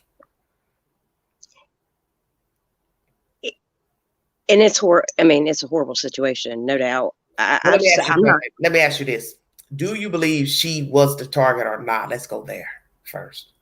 I'm not so sure that Okay. I think so. I don't know. It's also bizarre, honestly, to even think that, something like this would happen. Why is it bizarre? I just find it, not that I want to say that the other roommates are involved, but it is kind of, in my opinion, odd to think that, there were 4 people killed in the home and no one knew, and with the time frame of calling the police and the things like that. But I do believe it's possible they slept through it. I just think it's so strange. And, there's so many random suspects people want to believe and bring up. Yeah, because if I'm going to believe that people want to argue about the layout of the house, what's a basement, what's the first floor, I just brought information from the New York Post that they didn't mention a basement. They said the door was open of the same level that the girl's room was on that survived. So that's one level. It's not a basement. Right. And with the weather there, I just feel like that's, how would you not know? If they hear, did they sleep through? Because now we have to ask ourselves about the people on the second floor, which will be Ethan and Xana, where they were killed, did they scream? And if they fell on the floor, that would make a lot of noise. Right. I can understand the bottom floor roommates, being used to noise in the house and things like that, with all the people coming and going. But I just feel this would have been a different noise. But again, I don't know how exactly he did this. If he, however he cut them, they were not able to, I don't know. It's just a lot. It really is to think that, that many people were murdered and there doesn't seem to be a lot of information at all. And, with them saying how he got into the house, not knowing, it's very odd with the amount of blood. Clearly there was a lot. There doesn't seem to be any on the outside of any of the doors that, with all the pictures that have been shown. Mm-hmm. But I honestly think it's somebody that's not even been spoken about yet. Okay. Maybe that they didn't even know them. Which way? So let's go here. How did he enter the house? Possibly through that sliding glass door would be my guess. Okay, you wouldn't assume that he went through the front? If the door was open? Because think about this for a minute. If the front door was actually open, why would I go out that back door if the front door was open? That means I went out the front if we believe this person's allegation. True. But then it makes me question, why skip the 2 that were on that floor versus... Right. So that's why I tell people, if you don't know the layout, you don't know what's the truth, you can't say. So if we're going to go with this New York Post that the kids, the bottom level is the same level that the door is open, then he had to pass the rooms coming out if he went through the second floor. So see, you don't really know which way he went in.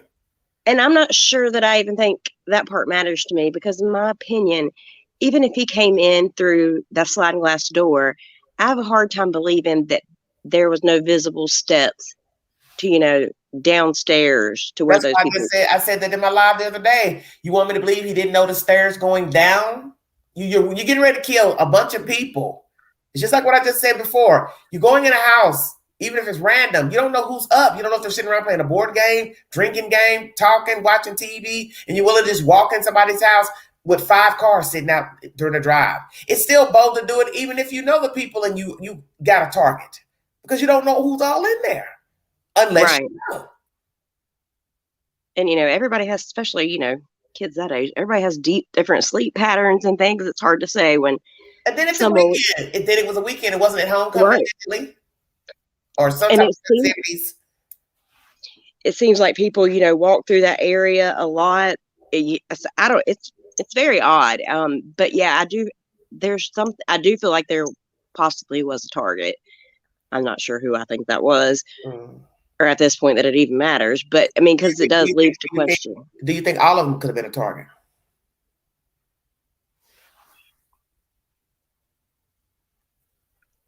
I don't know. I mean, it's hard to even. Okay, well, what about a motive? If it was a motive, I would say it had to be, definitely a male, and it was something to do with one of the 3 females.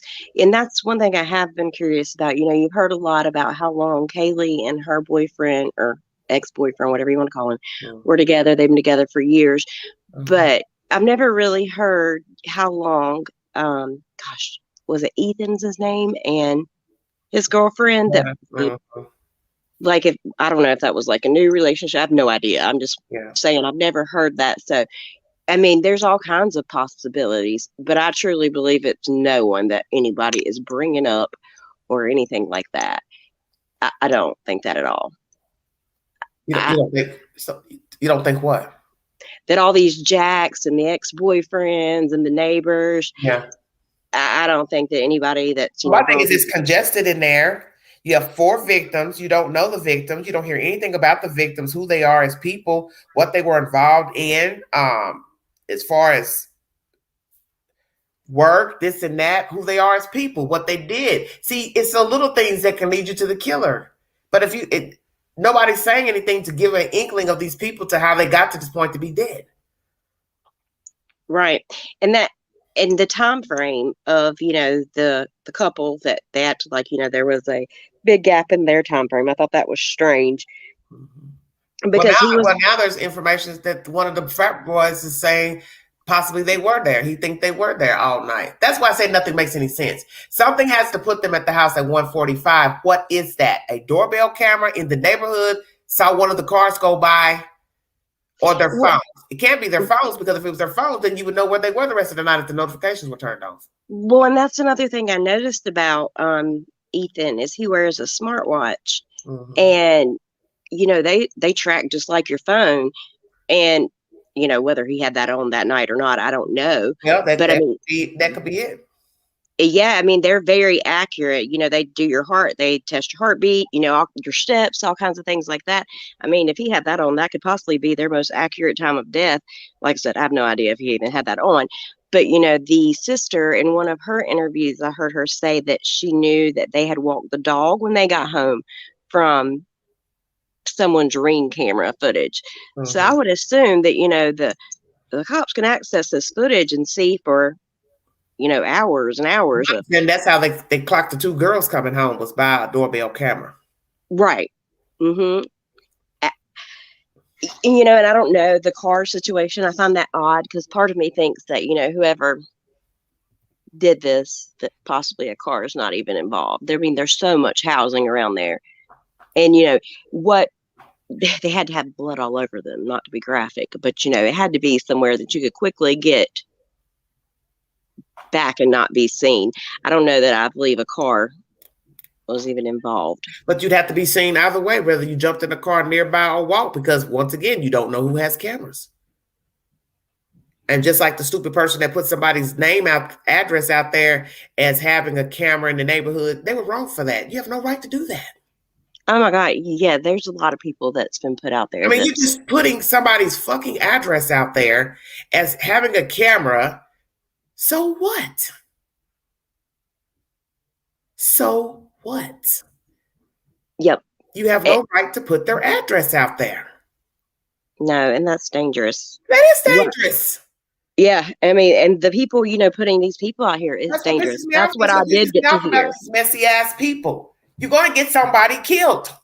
Yes, what I did hear of your message last night, I thought Oh, was he great. killed who he wanted to kill. Oh, he's not going to kill anybody else. Do you know the killer personally to say what the fuck he will and won't do? That is the stupidest thing I've ever heard. To say what the fuck a killer would do. He's killed 4 people. And you're sitting there putting somebody's address out there to say, oh, they live nearby. Check this house. I see they got a camera. Are you just this fucking crazy? And you want me to believe you care about these kids, but you're going to throw somebody else under the bus for having because you don't care about yourself very much either. Yeah, you don't care about yourself very much either. That's some nasty shit, man. That's nasty. It is, because I do believe that a lot of these people that are being brought up are, innocent. And, for instance, the ex-boyfriend. Clearly, Kaylee's dad has no problem speaking his mind. I truly believe And how do you feel about that? I meant to ask the audience that. I meant to ask you all that. How do you feel about him calling them cowards? I forgot all about that. Excuse me. I think that was a very brazen move to make, to call them cowards, because you've now possibly burned a bridge with the police department. They will never tell you anything now. Yeah, I don't necessarily agree with him doing that. If he said that, because somebody in the chat said he didn't say that. Like I said, I bring you a source. If you have a problem with the source, you go to the source. I'm not here to argue no sources information. It's the news. If they got wind of it, take it up with them. There's nothing to do with it. And I'm not surprised that he said that from the other interviews that he's had. I mean, but he's mad. He's irate. I mean, I can't say I blame him. I don't know, but I don't know that. But you can't get mad that they're not telling you what you want to know, and then you're telling stuff and talking around in circles. Now a new week, you're calling them cowards. Right. Yeah, and I don't agree with that. I think that, if they've not said things, there's a reason why. Those are things they use in the interrogations to bring up, because only the killer would know. And if you start telling stuff, the killer may figure that you know who he is. I don't know why can't nobody understand that. Right. Yeah. There's a lot of things he's done I disagree with. But that's easy for me to say. That's not my child. He acts like really Kelly's the only one that died. That's how he acts. That's kind of what bothers me. That's the way he portrays himself. And maybe in his mind he doesn't think that he is, but you have to think before speaking. There are other children who are dead. Your daughter is not the only one that died. Whether her wounds were substantial or not, still somebody else died. What don't you understand about that?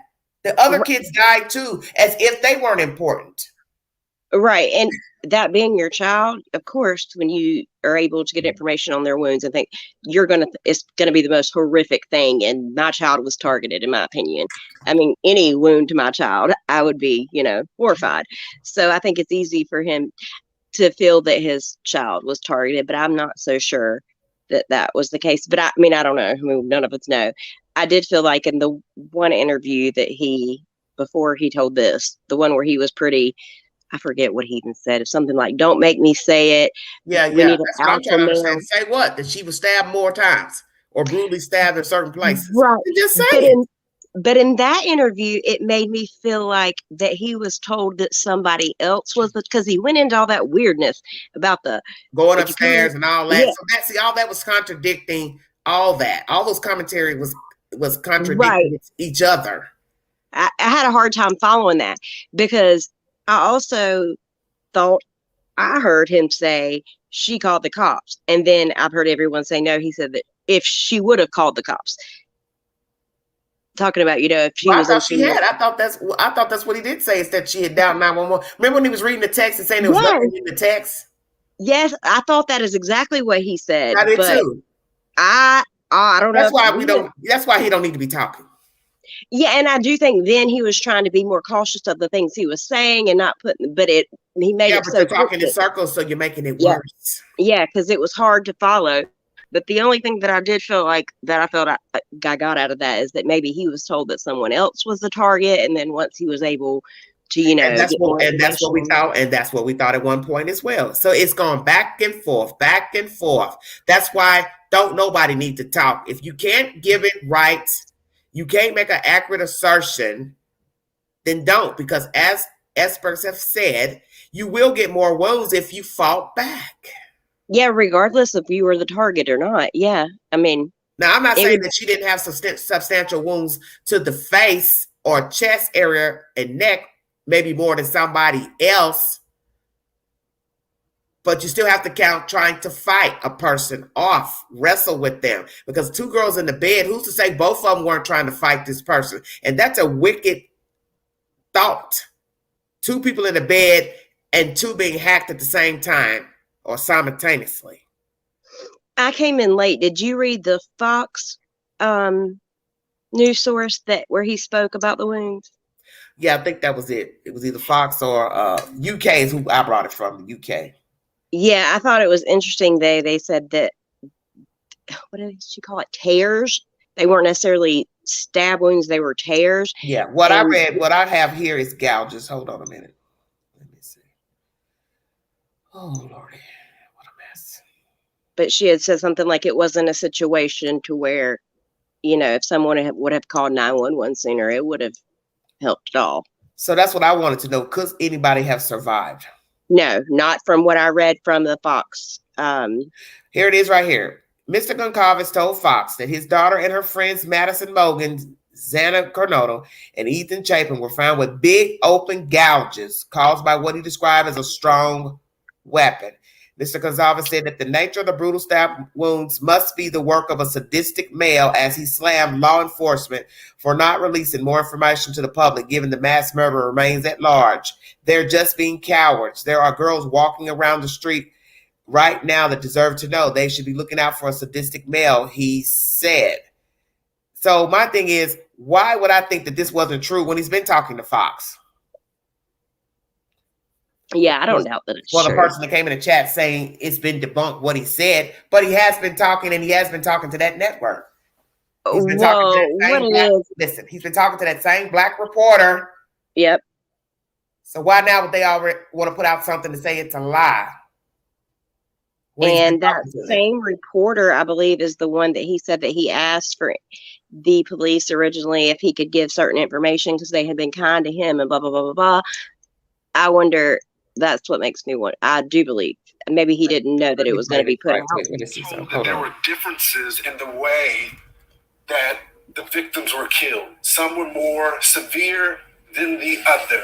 And this week we heard the target attack walk back and then reverse it back to it being a target attack.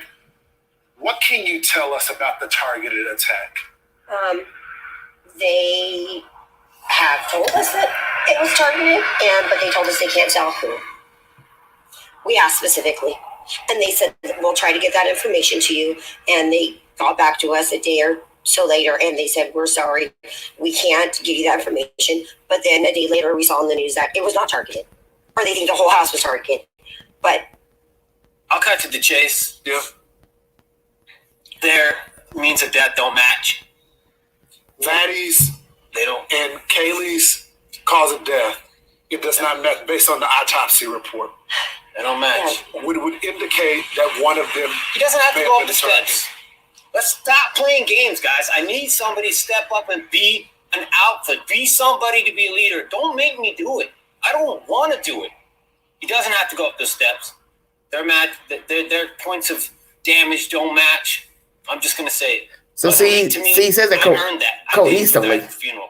I paid for that. It's my right. You ain't taking that from me. calm down. If you don't want to say nothing, that's your bet. But don't say I'm leaking anything. I paid that bill. Sent my daughter to college to get an education. She came back in the box, and I can speak on that. All right. So it did sound cohesive when he was saying, about the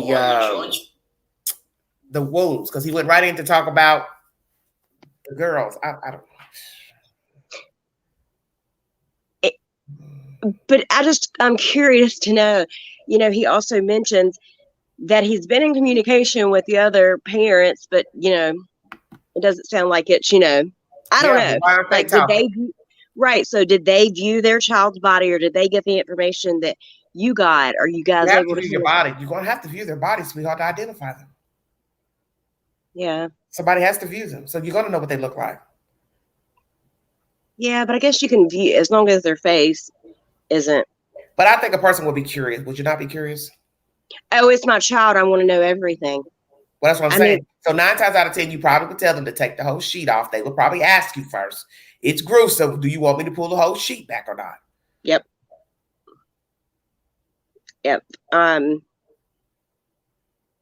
I'm sure it would torment me for the rest of my life, but yeah, right. I'd want to know everything. Right. And everybody's different though, so I don't know. It's a sad situation though, all around. It's horrible.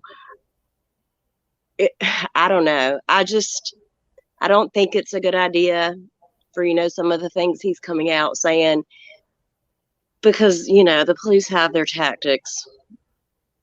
If he can, I don't know. I'd hate to think that, anything he said or did mess up anything. But in a way, honestly, with them putting out the statement they put out this weekend about, be on alert, they strike again. How do you feel about that? It made me feel like they don't have a freaking clue who this person. It made me feel like they don't have a lot of leads to go on. Okay. For some reason, do you feel like that was irresponsible to put that out about him killing because of the ceremonies? What do the ceremonies have to do with it? With him? We don't even know who him is. Or is it a? Huh? Do you think it could be a female? Well, I would if it wasn't for Ethan, possibly. Yeah, and I kind of thought about that a little bit, but then there's no way I can see him letting a girl. She might get a few stabs in if he didn't see it coming. The only way I can see, he was knocked out, snoring sleep, and the person just came in wearing him down. Yeah, and I read something yesterday, and it gave his stats, and he was a big boy. He was a big boy. You can see how tall he was. That's why I said I can't see it unless he was fully asleep. Right. And but if he was found in a common area, then he wasn't asleep. Because if he had a fight with the girl and didn't want to be with the girl, he would have probably walked out and left altogether. I don't know. I don't know their relationship. So, and then I question, is it possible that one of the roommates brought someone home? Yeah. We just don't know. Do you think they could have brought somebody home? Of course they could. We don't know that. Well, yeah. Any of them could have brought somebody home. Maybe the person they brought home turned on them. Who's to say he didn't? Could have had an altercation. Could have been playing a drinking game. Could have been a menage a trois. Who's to say? Yeah, it's very possible. The girls, but they are college students. They're young people, and young people do all type of crazy things. I don't. It's hard to really say. It really is. I am curious about the door, because that's very odd to me. The 911 call has always been very odd to me. Not, like I said, not trying to say the roommates are involved, because I'm sure that they are devastated from just what they saw alone. But then I'm going to say this, their little write-up that they gave. Yeah, I didn't like that either. It was not deep enough for me. But like I said, maybe they weren't really that deep of friends. They just roomed together. Because you can be a roommate with a person and not actually be best friends with them. And I agree, but to know that happened so close, I would have such stronger feelings, I don't know. It's sad to think, and I think the girls are probably, I don't know. I don't want to say they're careless, because they act like one of them was very cautious. So it's odd. I don't think that the Grub Hub or whatever it is, the Grub truck, none of that has. I don't think any of that. Let me ask you this, because I don't keep up with all that gossip and shit. The boy at the Grub Hub with the hoodie on, who is he to the victims? Supposedly, if I understand correctly, he lives in close vicinity to them in No, a I don't park. mean that. Who is He's he? nobody. Them? He's That's not the all I boy. want to know. That's not the ex-boyfriend. Okay, so the It's ex-boyfriend was the one that was on the stage. That yes. When they turned off, they walked off, and people thought he was going to say something because he had a piece of paper. So that's not the same guy that was at the Grubhub. No. Okay, so no, it's not. But this is where it gets tricky because he has the same name, I believe, first name. Yeah. And you know, the police have came out and said they have cleared this hoodie guy. Yeah. But the police have never stated that his name is also such and such. So people They don't have to. They don't have to. Why should I do that? I'm not going to feed into what y'all are talking about. Right. But it's interesting to me that everybody is literally, you know, says they have his name and this is who he is. And it may truly be who he is. I have no clue. Okay, so but it's never truly been confirmed. The Grubhub guy is not the actual ex-boyfriend. He was just some guy hanging around there. Right. Okay. And then there's the other guy who's the actual boyfriend, ex-boyfriend. He just happened to have the same name, first name as this hoodie guy. Yeah, I think there's three or four with the same name. Well, that's a common name, I guess, out there. Well, that's the reason why I didn't dwell on it, because my thing is, if the police aren't telling me anything, I'm not dwelling on somebody standing outside no fucking restaurant or truck, because I know they may have been to 2-3 different places that night. See where I'm going? And when you watch the end of the video, he goes to the right of the screen and they go to the left. If he did not know her at all, you got to prove he was able to follow and track her down. You don't even know how far away he had to get to an automobile versus to where they ran and got into a car. See what I'm saying? Because they turned the corner, you can't even see where they went. Right. I can go along with the fact that, you know, maybe when it first all came out that he did look a little suspect because he stands there the whole time. He walks off at the end in the opposite direction. Yeah, well, yeah, and then when I pay more attention, I see that. But at the same time, so there's that footage. So of course, you know, the cops, those would have been the very first people the cops would have went to was this guy. And then as far as the ex-boyfriend, of course, he's going to be looked at. Yeah, so you have to prove he followed them there. Right. He followed them there from another establishment or some place and just stood around and gawked. Bring a receipt. He was following them from another place. And don't you find it interesting they don't have footage from the bar? I find that very suspect. Oh, I believe they have footage. I just believe we haven't seen it. Yeah. But why not? But I'm not sure that any of that has anything. Part of me feels like anything prior to that night really doesn't even matter. Well, let me ask you this. Do you believe this was planned? I mean, I feel like in a way it would I don't know. I mean, when I think of the amount of cars out front, the amount of people inside, I feel like that someone would have had to kind of lay in. I just think it's risky, period. It's very risky. Random or not. Right. With and all even those cars there, and you just assuming everybody was asleep. Right. And with her getting a new car, you know, had you been following her? Had you been following her on social media to know that she was there? Kaylee was there, that was her car. She was going. You can see she had her phone up that night, and she had turned her back to that guy. See, and a lot of people say they thought that she was trying to take a picture of him. I don't think that. Well, she could have. That's the whole point. You don't know. I think she was like taking pictures of the other girl acting all crazy, kind of like. Yeah, but there is a part in that video where you see her with the phone up above her head, as if she might be taking a picture of him. Because really, why you got to put it that high up? She had to check the phone up high. I don't know anybody that does it high like that, unless they're taking a photograph of the other person standing behind him, which that's what he was doing. Yeah, and the heavyset guy that was standing with him, he came out and made a statement. And I believe, and which kind of creeped me out, because speaking about that point there, he said she was not taking a picture. She was taking Snapchats, but I just thought it was interesting that, you know, he was whatever she was doing, that she had the phone out. That's the point. Yeah. That's the whole point about those videos. You can't tell anything in real time because you ain't followed them from one place to the other. You only got when they showed up there and who's standing around and who looks like they're trying to get their attention or walk around them. But I don't know the fella. I don't know if he thought he knew her or if he said something to her before somewhere else. But the point is, at the end, he didn't walk behind them in the same direction. He went another direction. If he wanted to follow him, he could have followed them around the corner wherever they went. Mm-hmm. Why not? Yeah, I just feel like that anybody that was at that truck that night, those would have been the first people that they would have went to and, try to get information from. I'm sure And, they did. But and I'm he sure was, they also asked for the people at the last place they were at. yeah. I mean, when the dad speaks, the people being cleared too quickly, I'm not too sure. But you don't know all the people that they cleared. You don't even know who they talked to. Right. I think the only people that I heard them mention, was the guy, the hooded guy. That's And who everybody has focused on. You want me to say it again. You want me to believe they did not cross paths with other people that day. You know they did. Oh, there's so many people. I couldn't. That's what I'm saying. But I think they're only people. addressing the people that everybody was stalking and doxing. Yeah, and thank goodness they are doing that, to be honest, because it's dangerous for people to do that. I don't. You don't even. Let's say they could have went to 3 places that night.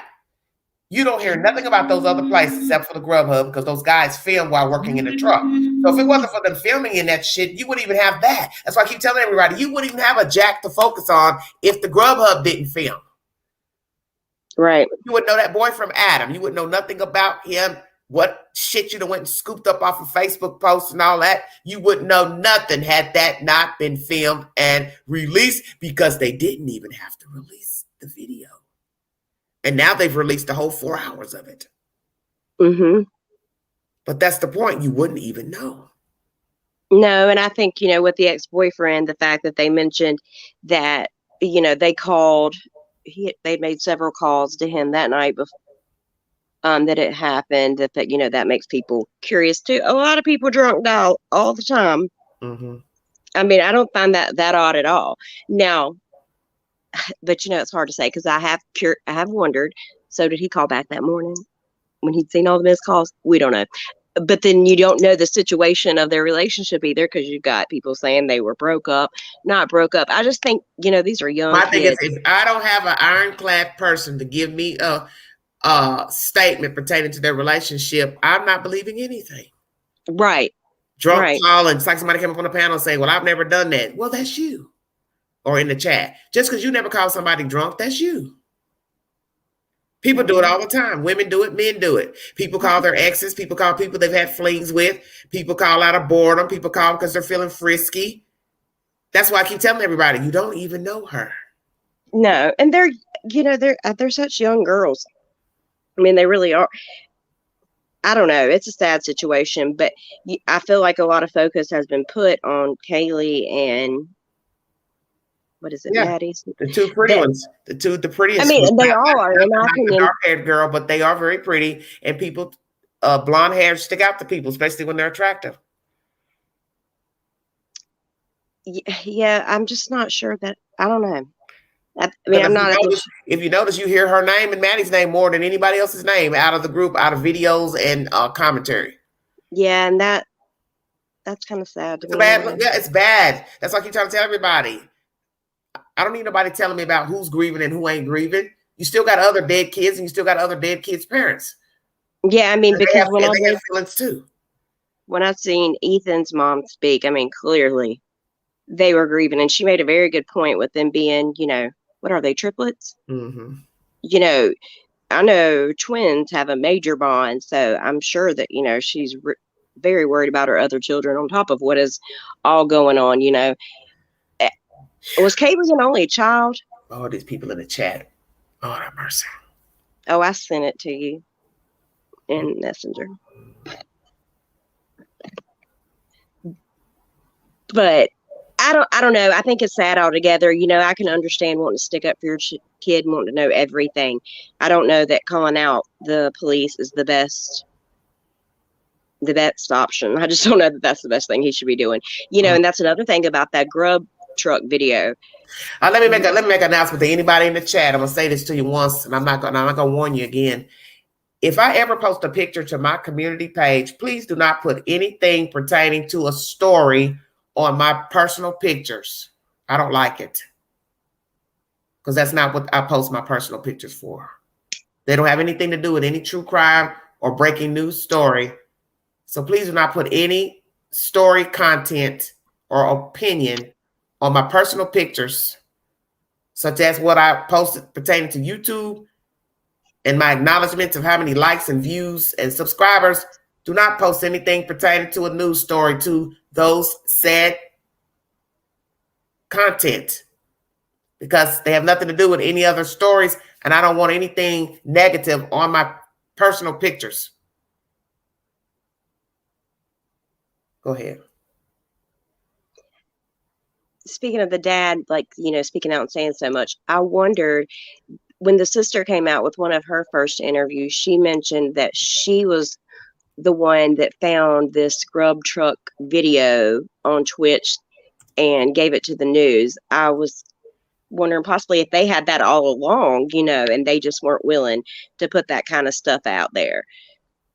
So I feel like, yeah, he could be doing some damage, but I mean, I can understand at the same time wanting to know it's your child.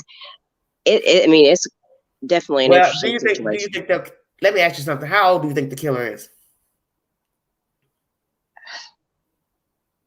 I don't know. I think he's definitely older than the girls, probably maybe in his 30s. Okay. So you think he's single, dates, got animals, what? Girlfriend, wife, children?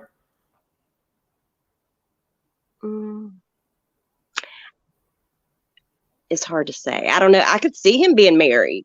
Okay. I was surprised to hear that there were a lot of families that live in those apartments right there. Yeah. Well, you got to remember, small town, so people live where they can. Mm-hmm. I definitely think that whoever it is very close to them. I think, he's right out there in the open with everybody else. What's interesting is there's an apartment building across the street from the front of the building, front of the house, and that's the back of somebody's building with a garbage can sitting in the back. So a person could just sit all day and look out their window and watch the kids come and go in and out. Right, and then that parking lot that's right up beside their house. The right hand, yeah. Excuse me. They could just park and sit in their car. Yeah. And look into the house. There was no. That's what I'm saying. That's what I'm saying. But imagine having a bunch of windows too, facing directly in front of the house. The back of that building faces the front of their doorway and their parking lot. So a person could just sit in the window and just look all day and watch cars go in and out, in and out, in and out. And then the people houses that sit in the back of there, they have the view of the second and third floor. They can sit out on their porch and just watch them if they want to sit out and have fun and talk on their balcony. The girls. They have a bullseye view, especially if you got the blinds open to the glass doors. Mm-hmm. Dangerous. Well, and the one neighbor. There's no privacy. No, and the one neighbor that did speak that got all kinds of, Jeremy, yeah. He mentioned it, when he would walk his dog, that he could see them in the windows. Yeah. I mean, so, I know a lot of people thought that was sketchy for him to say, but I can get it. He was just being honest. Well, if his house is right there, there's a house that sits right sideways. How are you going to not miss people with windows open, with no curtains? And he made plenty of sense when he comes up. You don't have to be looking. Right. When he came up from his walk, that was like his, right in eye shot of what was in front of him. That's what I'm saying. So it's not like if he's in that house that's right on the side, on the left-hand side that faces their driveway, their front door would face their driveway. You're going to see them coming and going anyway. When you come out your house or you look out the window. When I came in, you were talking about the key lock codes on the door stuff. Mm-hmm. Are they saying that was on the outside of the main door? Yeah, they got a picture of it. Yeah. Oh, I haven't seen that. Okay. But my thing is, people going on and on about what happened 3 years ago in there, and the guy saying they had keypad locks for their bedroom doors. Well, we don't even know if the same owner owns the house or not. We don't know if he allowed you to put your own lock on the door or not. So you can't say because that was 3 years ago. Right. I've heard a lot of people talk about the locks. That is interesting because it does sound like that they would rent it out by the room, maybe. So I can understand having and that's the dangerous. lock. I would never have said. I would never did that. There's no way I would have done that. Just renting rooms and you're sharing a kitchen and a living quarter and a. So what about sharing food and this? And I couldn't sign up for no shit like that. I'm sorry. I couldn't do it. No, I mean, I can't. I couldn't do that. Lord, it's hard enough for me to live in the house. See, it's a small town, so the kids took whatever they could get. See, they didn't stay in the dorm, and the dorm didn't have no room. They wanted to be out on their own. But I personally, I'm not living in no house with some strangers. Right, and that's a lot of people in one house. Because this is how I look at it. Even if I know of you, I like you, that has nothing to do with your company. See, that's what people are not factoring in. People have company, people have guests. So imagine 4, 5, 6 people living in a house, 4 different attitudes, 6 different attitudes, 6 different sets of company, all sharing common areas such as the living room and the kitchen. Are you kidding me? No, that's not going to work. So that means you're not going to be able to put beer, drinks, soda pop, food, steak, shrimp in there without worrying about somebody going in there eating it up. What are you going to do? Keep all the food in your room? Well, that's just like living in a dorm. You might as well stay in a dorm. Yeah, it does. I mean, that's not my cup of tea for sure. I couldn't do that. There's no way. I really question, if somebody brought someone home. I don't. Yeah, I won't doubt it. That could have happened. Somebody invited somebody over, or somebody brought somebody back, and they decided to play funny games, knowing about the other girls upstairs. So you just don't know, because we don't know these kids. We don't know how they rock. We don't know the core of the kids. You're talking about 4 separate people. You've got to get down to the gist of who they were as people. That's how you're going to find out who the killer is. Yeah, and I kind of felt sorry for. Oh gosh, is it Xana? Is that her name? Her mom didn't seem to know much about what was going on at all. She obviously didn't have a good relationship with her mother. But then she mentions in her interview that the dad had came down and put a lock on a door like the week before, which is interesting to me too. Repair or lock. She didn't know for sure. Right, and then she wasn't able to specify whether it was a front door, if it was the door to the room. I don't know. And, as much as I say I'm not sure that the girls were targeted, in a way, I feel like, maybe they were first, and then maybe Ethan woke up, if we want to go with the claims of him being outside of the bedroom. Wait, slow down. So who was first? The 2 girls on the 3rd floor. So you think they went up to the 3rd floor first? If we're to believe that Ethan was in somewhat of a common area, I feel like that's possible, yes. Or he could have came out and heard noise, somebody hollering, screaming. So you don't know if they got their necks cut first to where they couldn't scream. So you don't know, because we're not there. We don't know what happened. We weren't in the room. Somebody would have to try to do a 3D picture of when they came in, and how you're going to know is the blood trail. That's how you're going to know who was first and who was last. But naturally, they're not going to tell us. We won't probably know any of that until after there's a suspect and somebody wants to start giving little bits and pieces of information. Right. Yeah. Hang on one second. I'm sorry.